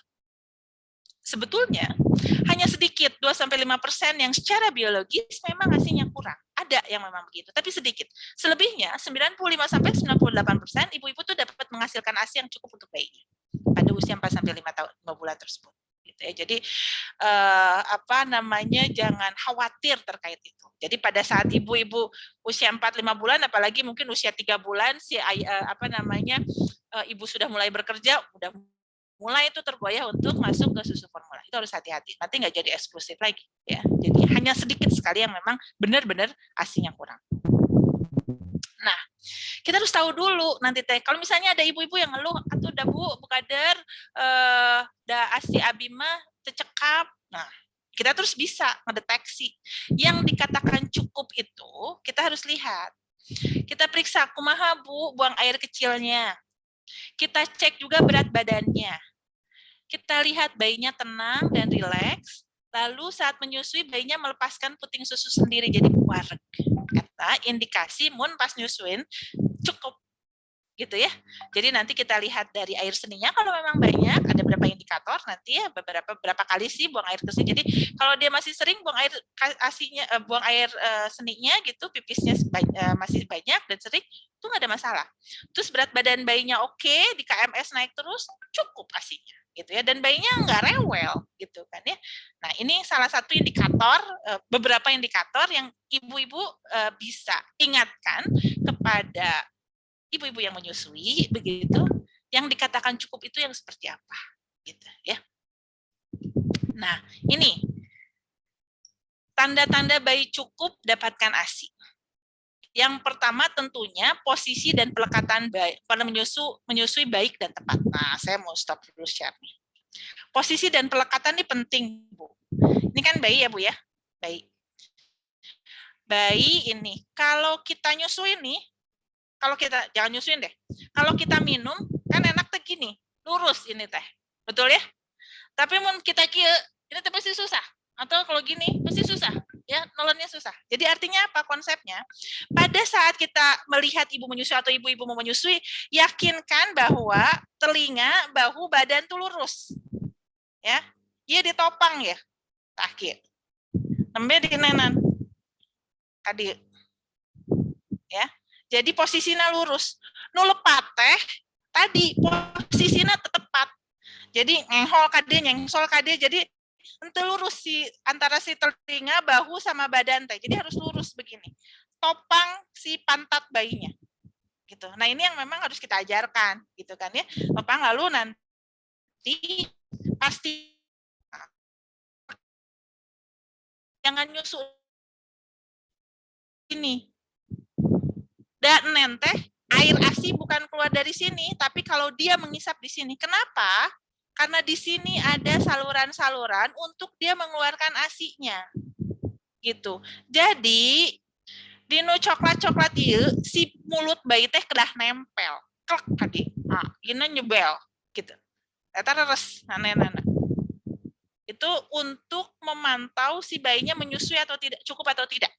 Karena begitu posisi pelekatannya kurang tepat, bisa jadi ASI-nya kurang. Gitu ya. Jadi posisinya harus lurus dan nempel dengan betul si bayinya, mulut bayi masuk semuanya ke sini, ke payudara ibu. Jadi ibu-ibu, kalau ada ibu menyusui yang si apa ini teh? Ini teh apa teh, Tri? Puting. Ya Allah, astagfirullahaladzim. Putingnya ngelelep atau alit, tong khawatir. Gitu ya. Da nggak nenan mah dinu coklatna ieu. Ya. Jadi entong sieun ada tetiasa ada teh putingan, da sanes dina puting. Gitu nya dinu ieuna. Oke. Itu saya lanjut. Kasih tahu waktu saya kalau udah sedikit lagi ya. Saya terlalu banyak ngomong biasanya. Oke. Berat badan harus sesuai. Iya mah pasti kita punya KMS semua. Yang penting udah naik di atas hijau, naik terus setiap bulannya, oke, berarti ASI-nya cukup. Nih, buang air besar dan buang air kecil. BAK minimal 6 kali per hari sejak usia 6 hari. Ya, dari sampai usia 6 hari itu 6 kali per hari itu berarti cukup. Kalau BAB-nya 1 sampai 2 kali pada usia 1 sampai 28 hari. Tapi kadang tong sieun. Kalau dia sama ASI itu ada yang memang buang, kalau dia ASI murni ya, nggak dikasih apa-apa, bisa sehari 7 kali buang air besarnya atau 7 hari sekali, itu teh nggak ada masalah. Asal dia ASI terus. Gitu ya. Jadi nggak ada masalah tentang itu. Tapi minimal rata-rata 2 kali dalam sehari itu oke. Yang paling penting mah ini nih, buang air kecilnya, gitu kan, sama berat badan harus dia naik. Lalu kita juga perhatikan tidurnya nyenyak nggak? Atau tampak puas sehabis menyusu, kayak orang mabok ASI. Ada bayi-bayi itu kalau udah mabok ASI itu ya nikmat banget tidurnya tuh ya. Dan biasanya dia bayi melepas sendiri dari payudara ibu setelah selesai menyusui. Ya, itu tanda-tandanya. Jadi nanti kalau kita ketemu ibu-ibu menyusui tadi mengeludah bayina, neng kunaon aya neng tengah nenan, da teu aya ngan sakedik. Nah, eta kita tanya ininya ya. Gitu. Nah, ini nih ada beberapa faktor yang menyebabkan bayi tidak mendapatkan ASI yang cukup. Yang pertama, awal menyusui tertunda. Jadi nggak IMD. Ya, inisiasi menyusui dini, dia tertunda. Menyusuinya terjadwal. Ya, ini faktor umum. Jadi dijadwal, oh udah 2 jam sekali, entong gitu, entong aya jam-jaman jeung kurang kali majeng bayi mah. Sok we iraha wae ya. Jadi ini faktornya menyusui terjadwal, menyusuinya tidak sering, tidak menyusui malam hari. Ingat, menyusui malam hari itu penting karena disitulah hormon prolaktin atau hormon penghasil ASI itu diproduksi. Jadi wayahnya wayahna gitu ya. Ibu-ibu yang menyusui wong yung teh pasti kagugahkeun teu naon. Da eta pas waktunya si produksi ASI itu sedang banyak-banyaknya. Sok begadangkeun eta investasi gitu ya. Menyusuinya sebentar dalam waktu singkat jadi nggak terlalu optimal. Kadang susu akhir itu kan mengandung lemak gitu ya, itu tuh nggak keambil semuanya. Pelekatan yang tidak baik itu yang bisa menyebabkan tidak mendapat ASI dengan baik. Penggunaan botol atau empeng tong dibiasakan ngasih botol sama empeng karena nanti dia bisa jadi bingung puting gitu kan, atau bisa jadi kembung karena empeng itu nggak boleh dibiasakan pakai empeng. Atau juga karena diberikan makanan lain atau cairan lain, harus hati-hati.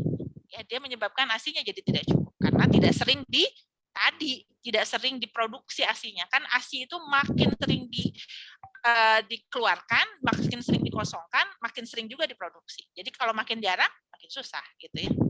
Dan tentunya faktor psikologis ibu.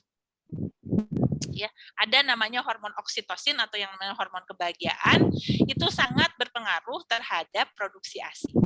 Ya, jadi ini nih para suami gitu kan ya, nenek, lingkungan semua harus bisa membahagiakan ibu-ibu yang menyusui. Jadi nggak boleh stres kadang obatnya kata suami teh, iya kadang obatnya teh naon cenah yang jajan gitunya. Nah, kebahagiaan itu mah nggak harus sama materi sih sebenarnya gitu ya. Hal-hal yang simpel, pujian, kasih bunga, wis kayak bapak-bapak sekarang suka ngasih bunga nggak ya? Kayak yang jarang ya, itu padahal seneng kalau ibu dikasih bunga. Itu nggak mahal ya, aja di buruan mawar kasih 1 cukup sebenarnya. Cuman kadang bapak-bapak nggak kreatif. Oke, itu yang umum. Yang tidak umum, nah ya ada juga yang pil kontrasepsi bisa beberapa menyebabkan itu, obat-obat diuretik yang seperti obat hipertensi ada juga bisa menyebabkan itu, kehamilan ya, ibu yang malnutrisi berat ya, ibu yang kurang gizi, ibu yang minum alkohol, perokok, tertinggalnya sisa plasenta walaupun ini jarang, biasanya suka ada perdarahan kalau seperti itu, perkembangan payudara yang tidak baik ini juga jarang sekali, bayi menderita sakit atau bayi menderita mengalami cacat bawaan. Ya, ini ada beberapa yang memang kalau hal-hal ini memang sudah tidak, maksudnya memang tidak dilakukan, maksudnya tidak ada faktor-faktor ini. Nah, kita lihat faktor-faktor yang tidak umum gitu ya. Tapi nanti bisa dilihat kalau ini mah karena posisi pelekatan ya, jadi benerin yang itunya gitu kan ya. Tapi kalau ada yang ininya udah benar semua, nah nanti kita cek ya, datang ke dokter atau konselor menyusui. Nah, ini faktor-faktor yang tidak mempengaruhi pasokan ASI. Sering ya jadi mitos gitu ya. Abimana tersepuh, usia ibu nggak ada pengaruhnya. Hubungan seksual, ya misalnya ibu menggunakan hubungan badan, nggak ada hubungannya sama pasokan ASI. Menstruasi tidak berpengaruh terhadap pasokan ASI. Ketidaksetujuan kerabat atau tetangga, nggak setuju itu enggak sih, kecuali kalau dianya nyibir sampai si ibunya sakit hati, ya itu mah tadi ya, jadi si ibunya makan hati lah gitu ya. Tapi kalau ketidaksetujuan kerabat mah nggak ada. Ibu kembali bekerja, jika bayi tetap sering menyusui itu sebenarnya tidak akan mengurangi pasokan ASI. Jadi ibunya tetap sering menyusui dan sering memerah ASI, itu akan tetap bisa produksi ASInya akan banyak. Banyak sekarang ibu-ibu pekerja kalau dia sering perah, stok ASInya tuh banyak gitu ya. Jadi nggak ada masalah. Usia bayi tidak pengaruh terhadap pasokan ASI, ya. Operasi sesar juga tidak, persalinan prematur dia tidak berpengaruh terhadap pasokan ASI. Banyak anak nggak ngurangin jumlah ASInya. Makanan yang sederhana dan biasa juga tidak mengurangi produksi ASI. Jadi tahu, tempe, sambal, ikan asin, lalap, wah itu nggak ada masalah, pakai telur gitu ya, nggak ada masalah gitu ya. Jadi bukan itu ya mengurangi. Jadi jangan karena daima kira mamna biasanya sang 1 tahu tempe, justru tahu tempe itu protein yang tinggi gitu kan ya, nggak ada masalah. Oke. Nah, ini beberapa hal yang perlu diperhatikan terkait produksi ASI. Ini yang tadi saya sudah sebutkan ya. Ibu menyusui harus dengan bahagia dan ikhlas. Ikhlas penting bagi. Jadi jangan pas nyusuin teh, udah si bapak kamu nggak boleh gitu. Itu makin kita banyak pikiran, itu pasti ngurangin produksi ASI. Dan harus diingat bahwa semakin sering dikeluarkan tadi ya, disap langsung oleh bayi atau dipompa, maka produksi ASI akan semakin banyak. Jadi makin sering dikeluarin, makin sering lagi diproduksi. Makin jarang, ngurangin lagi tuh, gitu ya. Lalu tidak menunggu payudara terasa penuh untuk diberikan kepada bayi. Jadi ida tacan ayaan, tacan pindah, lalu nggak dikasihin, nggak boleh, gitu ya. Jadi harus tetap kapanpun bayi manu kita kasih. Gitu. Dan karena biasanya pas nyusuin, gitu ya, kalau kita ingat lagi bagi ibu-ibu yang pernah menyusui atau ibu-ibu yang menyusui sekarang, kalau disusuin teh langsung ser gitu kan ya, jadi keluar lagi. Jadi tidak usah menunggu payudara penuh untuk diberikan. Biar ya berapa menit lagi cantik? 6 menit lagi. 6 menit lagi. Oke ya. Ini mengisap payudara, oke, lain-lain. Mangga ibu nanti bisa minta ke Teh materinya ya. Sudah saya berikan gitu. Ini beberapa hal yang perlu diperhatikan. Kita lanjut. Nah, ini sedikit pemberian ASI perah. Ya, karena tadi tahu bisa jadi tidak semua ibu bisa langsung menyusui bayinya gitu ya. Kenapa? Karena dia bisa bekerja, bisa juga mungkin sakit, bisa juga tiba-tiba harus pergi gitu kan ya, yang emergensi, jadi anaknya harus ditinggalkan misalnya, atau harus nengok orang tua yang sakit di rumah sakit misalnya, bisa jadi begitu. Nah, jadi kita harus tahu bagaimana cara memerah ASI, cara menyiapkan dan cara memberikan ASI perah. Mungkin juga nanti ada sih video 10 menit tapi agak lama, nanti mungkin bisa diberikan linknya ya sama ibu-ibu untuk dilihat gitu cara memerah ASI seperti apa. Intinya adalah cuci tangan, memijat areola guna mendapatkan ASI yang untuk membasahi areola yang tadi putingnya ini. Lalu kita siapkan botol yang cukup besar, udah sterilkan gitu. Lalu memijat payudara secara perlahan, membentuk cairan C gitu kan. Lalu jadi gini, saya mau ngasih tahu dulu ya. Kalau merah tuh seringnya gini. nyeri eta teh. Dugikeun ka beureum biasana. Teu kenging Bu, kedah dipundurkeun ka dieu. Setes keluar. Ya, jadi hurufnya C gini. Terus pundur ke belakang, baru cet. Jadi tong kieu, tong dipijit kieu. Mun dipijit kieu mah nyeri eta teh. Malah nggak keluar. Gitu ya. Jadi harus ditarik ke belakang baru terus. C-nya bentuknya bisa kayak gini, bisa gini, gimana aja enaknya si ibu. Karena memerah dengan tangan itu jauh-jauh lebih efektif dibanding kita menggunakan alat. Gitu ya. Nanti ini memang seharusnya ada kelas tersendiri untuk ini. Cuman untuk diketahui oleh ibu-ibu aja dulu ya, bahwa memerahnya harus betul. Ya.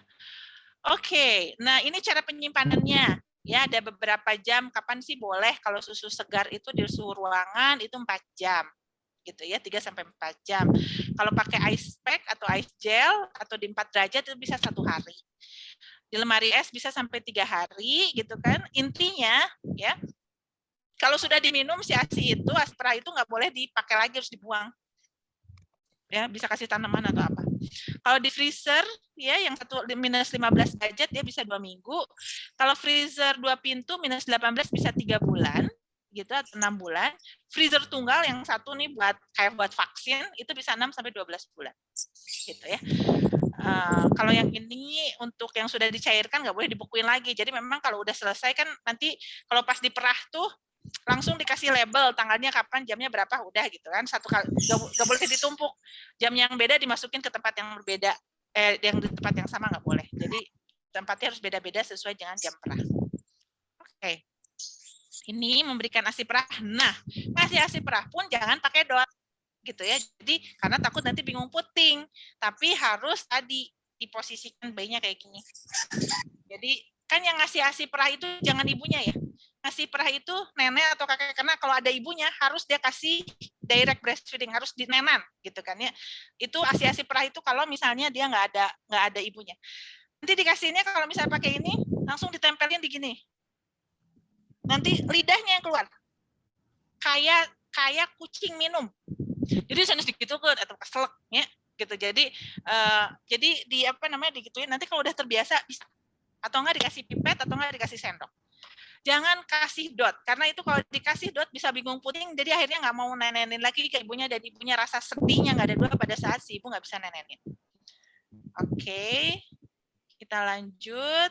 Nah, yang paling penting ada di harinya nih, gimana kita nyusuin ke hari ini gitu ya, kita kasih cek kalau enggak gitu. Ini makanya aplikasi yang saya buat salah satunya adalah untuk si ibu bisa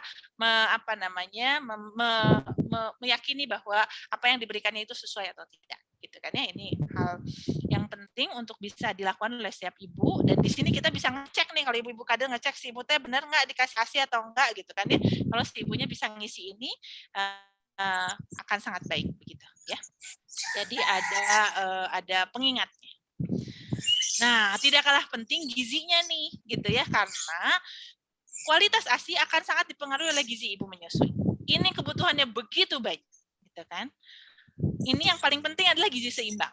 Ya, gizi seimbang bisa dipenuhi dengan sumber makanan bervariasi. Makanan bergizi tidak identik dengan makanan mahal tentunya. Manfaatkan sumber daya yang tersedia.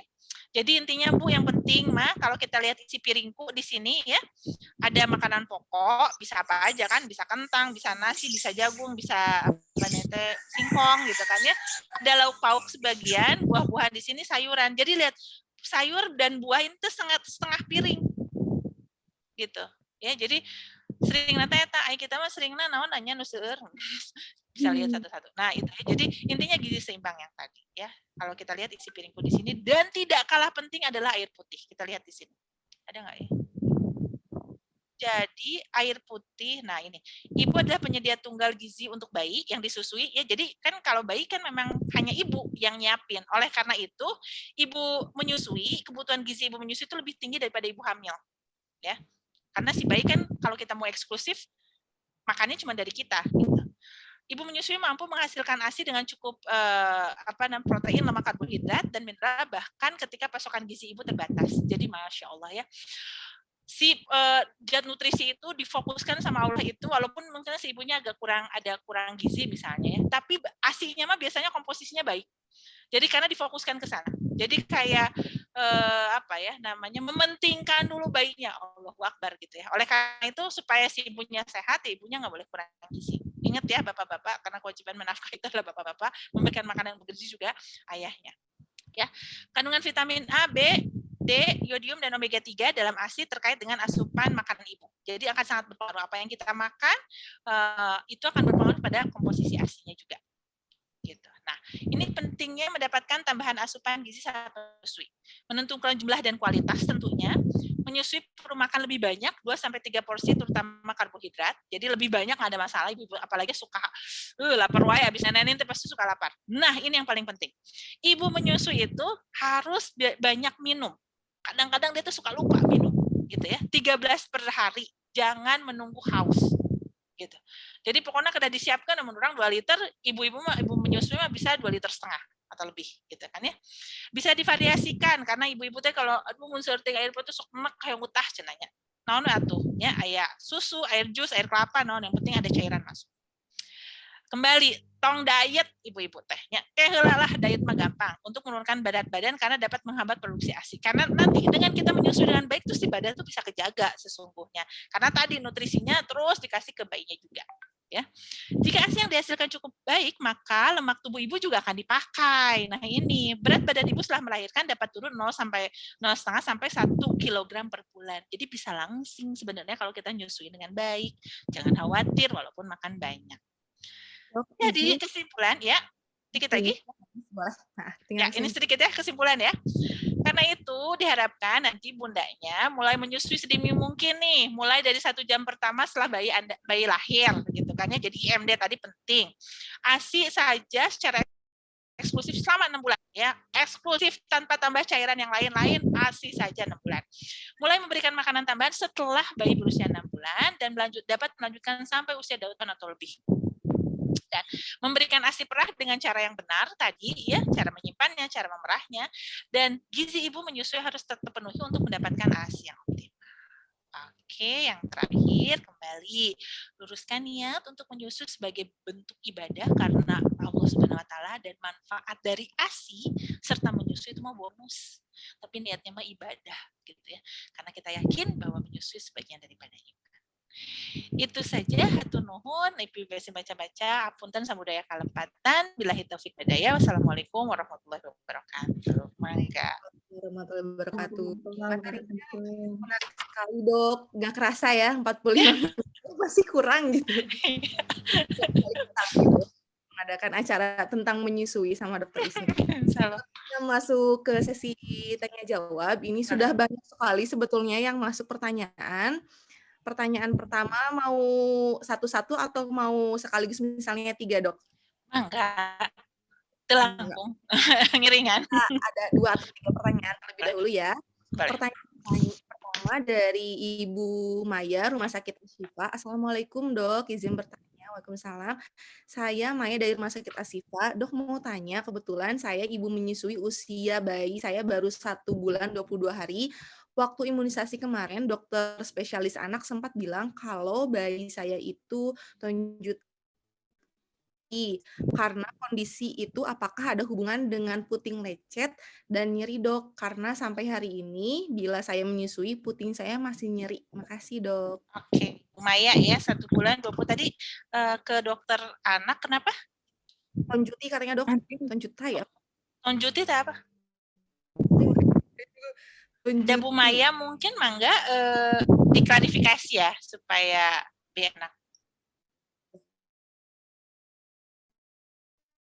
Yang bertanya asupan gizi bagi anak stunting riwayat ASI eksklusifnya lulus tapi masih stunting, BBTB-nya normal, bagaimana cara mengatasinya? Mungkin ini melihat dari TB per U-nya sepertinya stuntingnya dok ya. Bagaimana apa? Bagaimana asupan gizi yang baik untuk anak stunting jika riwayat ASI eksklusifnya lulus, namun anaknya stunting, tapi melihat dari satu gizi BB per TB-nya itu normal, bagaimana cara? Ya. Ketiga, ini dari TPPKK Warung Kiara, apa solusi bagi ibu yang sama sekali tidak keluar ASI-nya, dan itu terjadi setiap kali melahirkan, setelah melahirkan. Itu dulu saja dok pertanyaannya. Menarik sekali pertanyaannya ya. Yang pertama tadi Bu Maya, 1 bulan 22 hari. Yang bingung itu terjuti. Lidahnya pendek katanya dok. Oh, tongtai gitu ya. Jadi apa namanya, si lidahnya kecil. Oke, makanya sering, itu sudah ke dokter anak, Bu Maya? Ini sudah ke dokter spesialis anak. Oke, udah. Biasanya walaupun tongtai ini ininya kecil ya, apa presentasinya kecil ya, namanya nggak terlalu banyak. Kalau dokter anak sudah mendiagnosis itu, biasanya dia melakukan tindakan ya.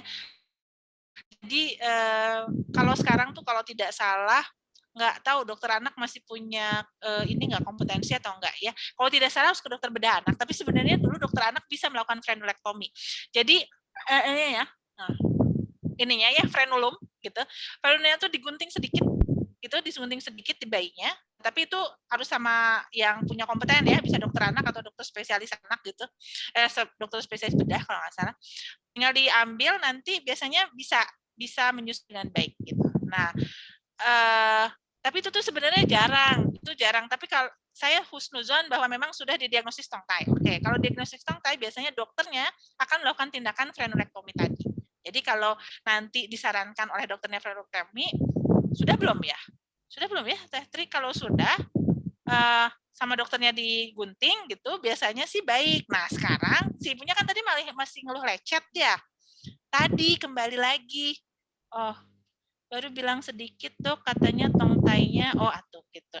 Berarti tadi kukumanya Teh Maya. Ya. Nah kalau kayak gitu cantik soleh, kita lihat lagi tadi posisi perlekatannya. Teteh nggak nenana seperti kumaha gitu. Uang tinggal terus acan. Karena kedah nama entong nyeri sareng tong lecet.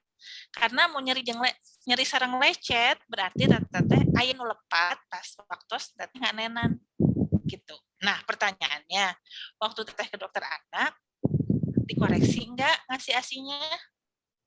Nah gitu ya. Kalau enggak, yuk nanti kita ngobrol sama saya, nanti kita ajarin. Karena saya kan harus ngelihat teteh nganenin, nggak mungkin kalau teteh di sini kan, gitu ya. Nanti mangga boleh ya, gitu. Itu mungkin Teh Tri ya satu. Lalu yang itu ya, mudah-mudahan bisa terbayang sedikit. Gitu. Jadi posisi penekanannya sebenarnya posisi kayak tadi sih yang saya perlihatkan ya, bahwa dia harus lurus gitu kan ya posisinya, memastikan bahwa mulut bayi itu masuk semuanya ke sini gitu.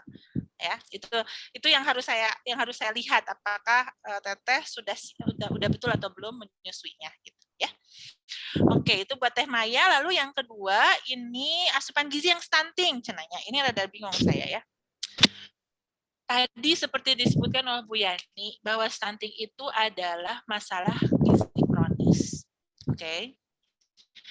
Kalau misalnya di awal-awal kehidupan itu, karena gini, kalau udah sampai, ini usianya berapa tahun ya sekarang? Nggak disebutin dok usianya. Ya, gini, kalau sampai usia 2 tahun, mungkin kita bisa catch up, ya. Jadi bisa cepat kita koreksi untuk memberikan nutrisi yang tinggi protein, gitu ya, dan lain sebagainya.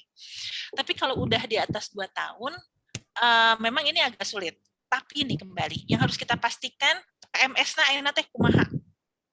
Ya, jadi angkanya naik atau tidak. Untuk tinggi badan per usia, kita lihat posisinya ada di mana di KMS, gitu. Plotting kembali, ya saya yakin ibu-ibu PKK, ibu kader udah terbiasa memplotting itu, yakinkan ini betul enggak gitu kan ya, posisinya ada di sana.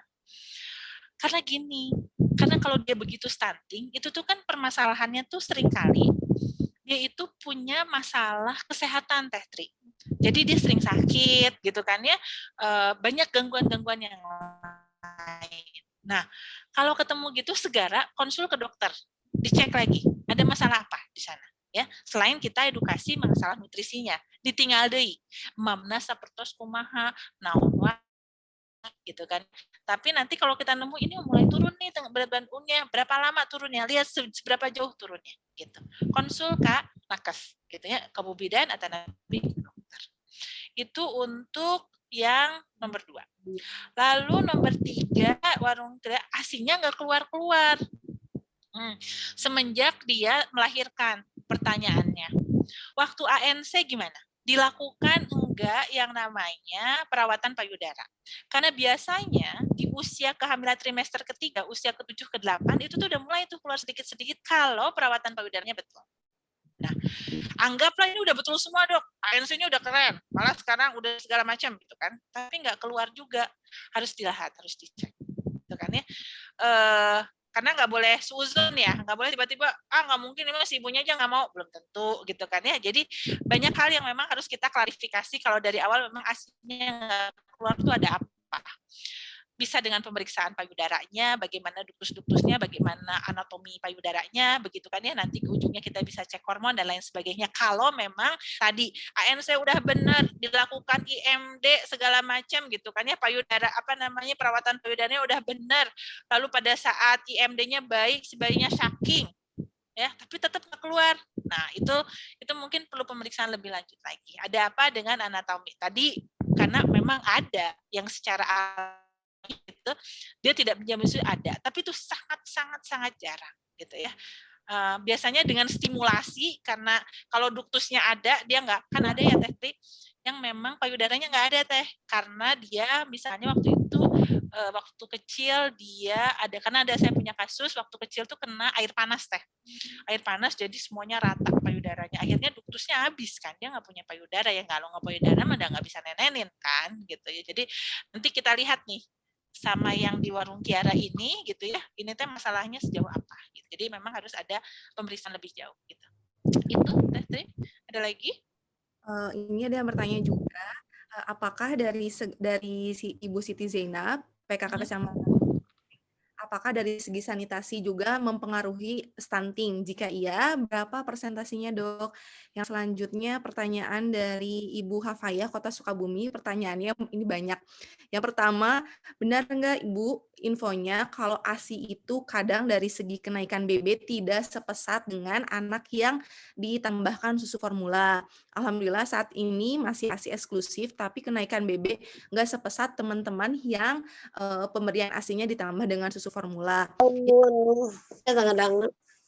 Yang dinamakan stunting itu gagal tumbuh mulai usia berapa dan ada tanda-tanda yang diwaspadai enggak Bu sejak awal? Yang ketiga pertanyaannya, sini-sini ngerasa payudara enggak sekencang awal, pada bagaimana ASI itu cukup adekuat untuk si bayi? Ini sudah dijawab ya Dok yang tadi. Tambahannya, teman saya ada yang sampai anak kelima menjalankan nursing while pregnant, menyusui sambil hamil.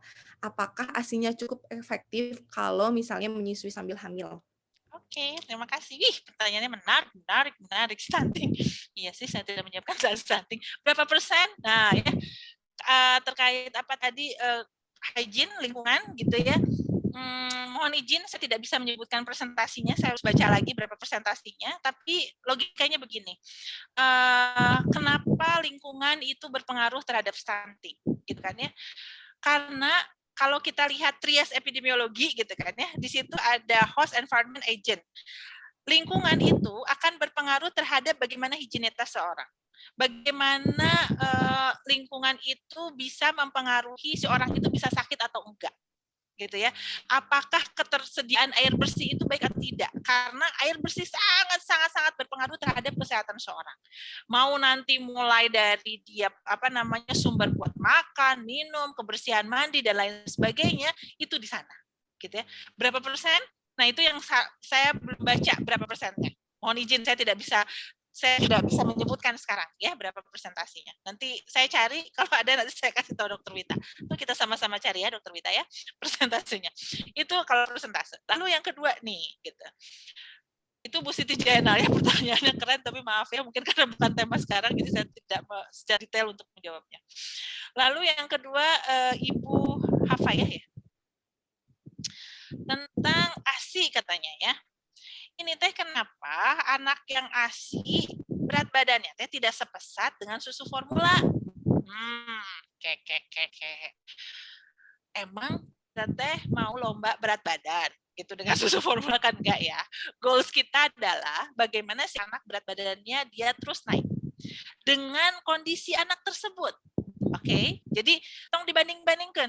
Ayah mah gitu, ayah mah kayak hey gitu kan ya. Kita tuh punya anak sendiri dan punya karakteristik tersendiri. Jadi jangan panas ke susu formula karena belum tentu yang berat badannya naik pesat itu sehat, apalagi pakai sufor. Gitu ya. Karena ingat, bisa jadi sufor itu banyak lemaknya. Gitu. Kalau kita harus percaya diri sama ASI, kalau kita yakin bahwa kita memberikan ASINya sesuai tadi atas kehendak bayi itu di jam-jam gitu, itu pasti akan baik. Nggak harus gemuk, gitu kan ya. Dan ini nggak bisa digeneralisasi. Maksudnya gini, kok beda ya sekarang yang pakai ASI mah beda ente gendut anu misalnya, ente naik tuh kayak yang susu formula dilihat dulu gitu kan yang mana, karena banyak juga yang dikasih ASI pesat. Banyak ininya gitu kan, apa namanya, kenaikan berat badannya cukup signifikan, ada juga yang begitu gitu. Tapi intinya bukan ke sana. Kita tidak membandingkan berat badan kenapa dia harus gemuk dan tidak, bukan itu. Kenapa dia harus berat badannya harus pesat atau tidak, bukan.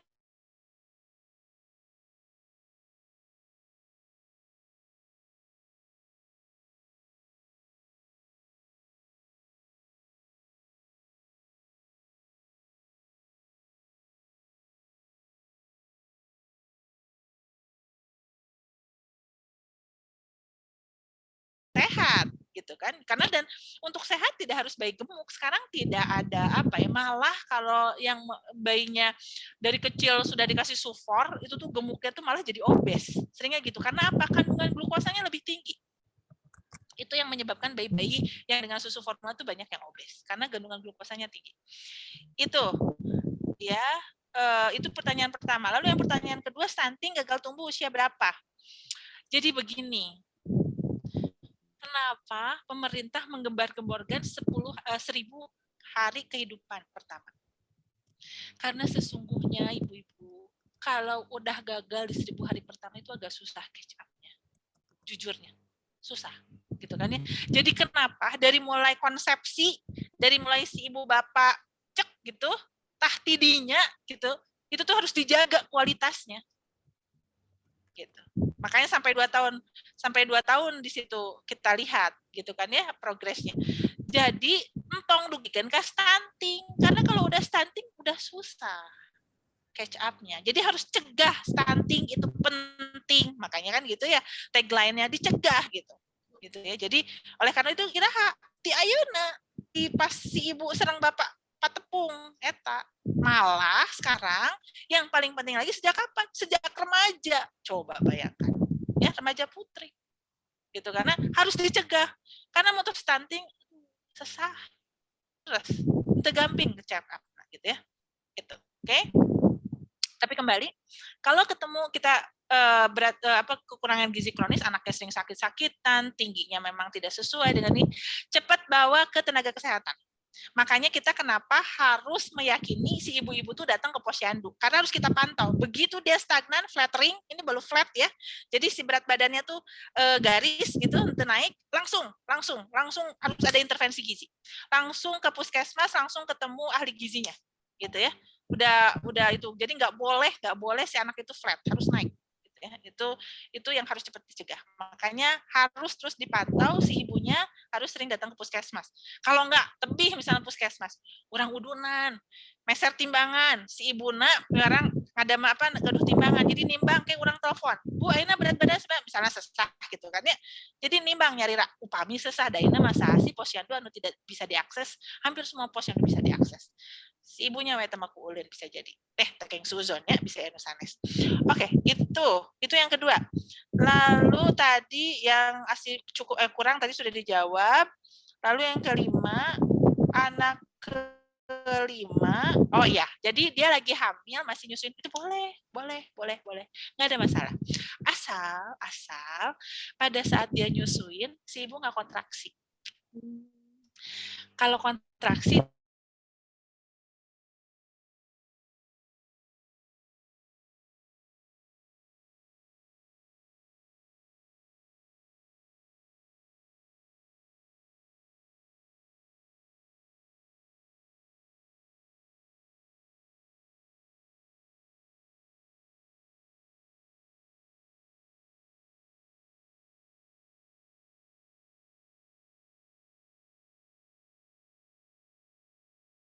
kualitas ASI atau komposisi ASINya sesuai teh dengan kebutuhan. Indah pokoknya. Gitu ya. Oke. Itu ya, pertanyaannya sudah terjawab. Silahkan. Mungkin ini pertanyaan terakhir, Dok. Boleh. Bertanya, memberikan ASI melebihi 2 tahun, baik atau tidak untuk perkembangan IQ anak ini, dari Ibu Eva Santi. Oke, pertanyaan bagus sekali. Nggak ada masalah. Ya, nggak ada masalah. Ya. Jika ibu mau lebih dari 2 tahun, boleh, nggak ada masalah. Tunggu si anaknya sampai dia sadar. Walaupun kita harus tetap ini ya, berusaha untuk winning. Karena intinya gini, nggak ada suaranya. Suaranya masih terdengar? Masih terdengar. Masih. Ini karena dia bilang nggak ada suaranya. Jadi begini, kenapa sih sampai 2 tahun? Karena komposisinya mulai berkurang. Si anak kan udah mulai makan. Gitu kan ya, si anaknya udah mulai makan. Tapi kalau dikasih terus nggak ada masalah sebetulnya, gitu kan ya. Cuman memang suka ada efek samping, dalam arti si anaknya suka nggak mau makan, gitu kan ya, karena seringnya teh terus warung nen, gitu kan ya. Dulu tuh zaman pandemi, si anak tuh dibiarkan dengan ibunya karena ASI memberikan antibodi yang cukup baik bagi anak-anak gitu ya, anak-anak balita gitu di atas 2 tahun. Sok aja seininya aja. Nah, sambil kita terus sugesti ke anaknya untuk dia mau winning, mau dia melepas ASI-nya gitu. Jadi nggak ada masalah sih gitu. Ya, nggak ada masalah untuk diberikan ASI lebih dari 2 tahun. Oke. Baik, terima kasih, Dok. Nah, Ya, tadi pertanyaan tadi merupakan pertanyaan pada sesi talk show ini. Dok, nanti untuk pertanyaan-pertanyaan yang belum dijawab, nanti dari panitia akan pertanyaannya di WA ke nomor boleh. Insya Allah. Karena banyak pertanyaan yang masuk, tapi terbatas. Nah, sebagai penutup sesi talk show ini, mohon kesediaannya Dr. Insi untuk dapat memberikan closing statement-nya pada semua peserta yang hadir pada hari ini, karena antusiasnya alhamdulillah sangat bagus. Oke, bismillahirrahmanirrahim. Jadi kembali ya, menyusui ini adalah sebagian daripada iman. Nah, ini tuh harus diimani oleh siapa? Bukan hanya oleh ibu, tapi juga oleh suami, oleh seluruh keluarga yang memang mempunyai ibu yang menyusui. Gitu. Jadi bahwa menyusui ini adalah sesuatu yang diperintahkan oleh Allah. Segala sesuatu yang diperintahkan harus kita upayakan untuk dapat dilaksanakan. Gitu. Pada saat nanti sudah barang tentu karena ini ibadah, karena ini banyak manfaatnya. Yang namanya ibadah suka banyak tantangannya. Betul nggak? Kayak kita pakai jilbab, suka banyak tantangan. Sholat, suka banyak tantangannya kan gitu. Sama, menyusui pun pasti banyak tantangannya. Ingat bahwa menyusui itu selain kodrat, tadi suatu hal yang memang diwajibkan oleh agama kita, begitu. Kita juga tidak sendiri. Gitu ya, ada lingkungan kita yang bisa mensupport gitu, ada sistem pelayanan kesehatan yang mensupport untuk ibu-ibu menyusui. Jadi kalau ada tantangan menyusui, jangan langsung beralih ke formula, datang ke ibu kader, ke puskesmas gitu kan, atau mangga saya kasih fasilitas nih untuk ibu-ibu bisa curhat ASI gitu ya, boleh ini sedikit ini ya, karena memang itu niat saya sih, kenapa saya ingin membuat aplikasi ini supaya ibu-ibu nggak susah kalau misalnya perlu konsultasi terkait ASI. Gitu. Jadi kalau ada tantangan, jangan langsung pindah ke formula, tapi cari tahu dulu. Gitu ya. Jadi tetapkan bahwa kembali motivasinya harus tinggi dan ingat bahwa memberikan ASI juga adalah investasi.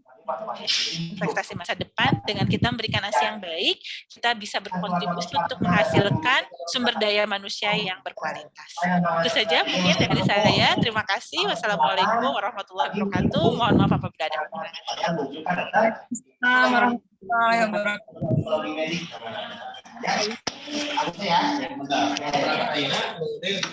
Pertanyaan serta menyampaikan closing statement-nya. Semoga sehat selalu ya, Dok ya. Semangat selalu.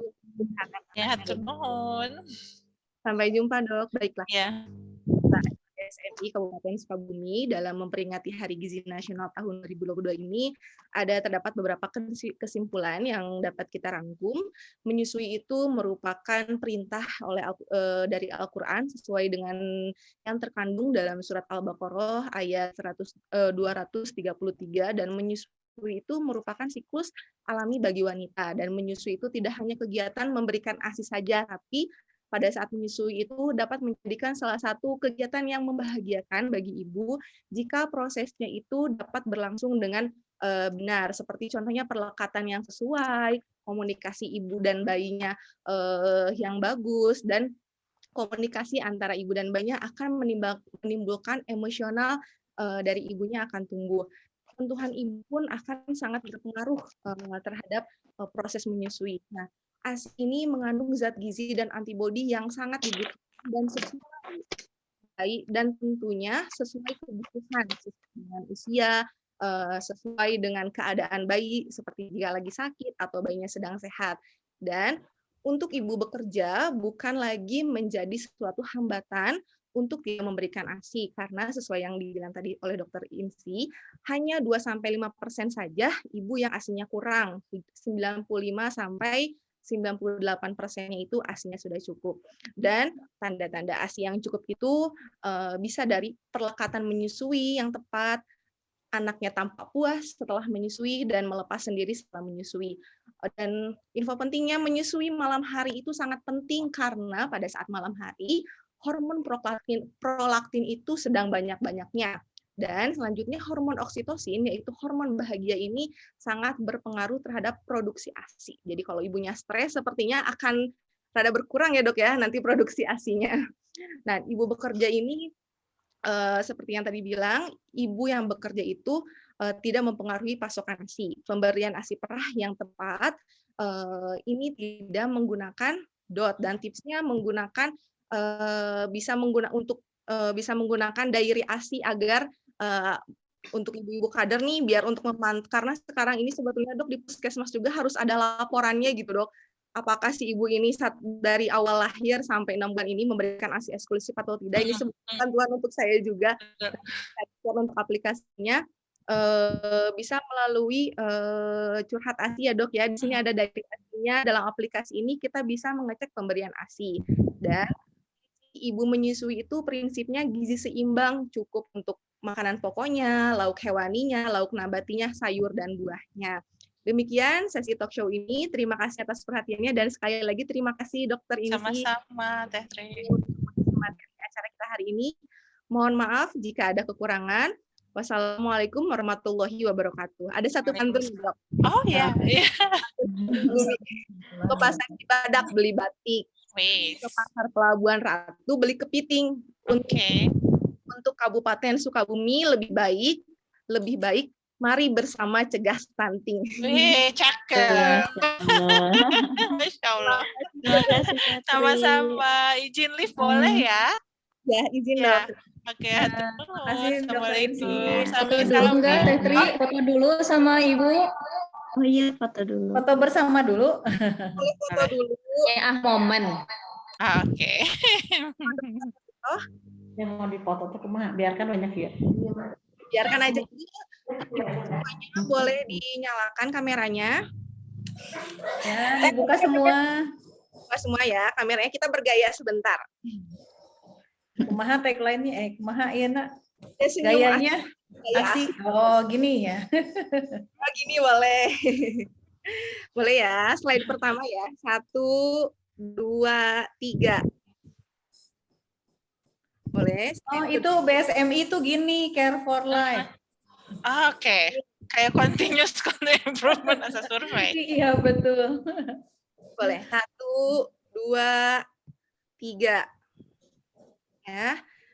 Ini ada 9 slide. Jadi sekarang slide kedua. 1, 2, 3. Udah slide kedua. Sekarang slide ketiga. 1, 2, 3. Masuk slide keempat. 1, 2, 3. Slide kelima, ini mohon dinyalakan slide kelima kameranya. 1, 2, 3. Nah, ini slide ke-6. 1, 2, banyak ya? Banyak. Slide ke-7. 1, 2, 3. Nah, slide ke-8. 1, 2, 3. Nah, yang terakhir. 1, 2, Masya Allah. Oke, Masya Allah. Tuh nuhun. Dr. Wita, mangga. Dr. Insi, ya. tukang dengke. Assalamualaikum. Teh Tri hatur nuhun. Waalaikumsalam Liv, warahmatullahi Assalamualaikum. wabarakatuh. Aduh ibu-ibu, ternyata Teh Tri ini macam-macam nih, ada dari Ikatan Kader Posyandu Kota juga nih. Iya dong. Selain yang di PKK Kabupaten, kemudian ini DPMD ya, ada apa? UPT apa ya? DPMD tuh apa ini, coba ibu-ibu, bapak-bapak yang dari dinas BPBD apa? BKKBD ya? Oh iya dong. Betul ya, BKKBD. Masya Allah ya, terima kasih sudah hadir nih. Kembali lagi sama Teh Tri. Jadi pengen nyapa, soalnya tadi banyak yang japri ke saya gitu loh. Saya hadir katanya gitu. Alhamdulillah ya dok ya, antusias. Mohon banget Teh Tri dilanjut. Dok. Alhamdulillah acara talk show, sesi talk show ini sudah diacara. Untuk selanjutnya masih ada rangkaian acara selanjutnya lagi, dan masih ada door prize yang kita tunggu-tunggu. Untuk selanjutnya saya kembalikan kepada MC Teh Nurul, dipersilahkan. Assalamualaikum warahmatullahi wabarakatuh. Waalaikumsalam warahmatullahi wabarakatuh. Terima kasih kepada Teh Tri yang sudah memandu acara membaca acara ini. Mohon maaf. Nah, selanjutnya kita ada dari ini ya, dari Wardah nih, ada edukasi skincare. Nah, untuk dari wadah ini perwakilannya Teh Fitri ya. Mangga dari Teh Fitri dipersilahkan untuk menyampaikan edukasi skincare-nya. Terima kasih banyak. Assalamualaikum warahmatullahi wabarakatuh. Waalaikumsalam warahmatullahi wabarakatuh.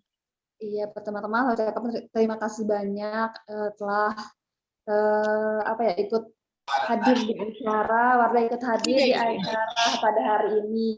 Dan juga di sini telah hadir tamu-tamu spesial ya, ada Ibu Bupati, ada Ketua KK, Dr. Rita, dan juga sebagai pelaku Ketua BSMI, dan juga tadi ada Dr. Insi ya, yang sudah memberikan materi yang sangat luar biasa gitu. Kenapa nama saya Fitri Nurindasari, beauty promoter Wardah Kosmetik, dan di sini saya akan memperkenalkan jenis-jenis bukain pesan nih. semuanya sudah pada umumnya beberapa jenis. Boleh Tata dilanjut? Ya, mangga. Iya, boleh di. Iya, nah. Jadi jenis-jenis kulit itu ada 4 macam. Yang pertama ada kulit normal, ada kulit kombinasi, kulit berminyak, dan juga kulit kering. Ciri-ciri kulit normal di sini yang merasa punya kulit normal nih ibu-ibu bisa diraba terlebih dahulu. Nah, ciri-cirinya kulitnya halus, kenyal, lembab, pori-porinya rapat, dan juga tidak berminyak. Dan juga untuk kulit kombinasi ini ya, yang punya kulit kombinasi, berminyak di area T, seperti di kening, di hidung, dan di dagu itu berminyak, dan di area lainnya itu normal atau kering. Nah, dan ciri-ciri untuk kulit berminyak, pori-porinya besar, terlihat mengkilap, dan juga rentan nih timbul jerawat. Nah, untuk kulit kering, ciri-cirinya kulitnya kasar, kusam, bersisik, dan juga cepat timbul kerutan-kerutan halus. Gitu. Boleh Tete dilanjut?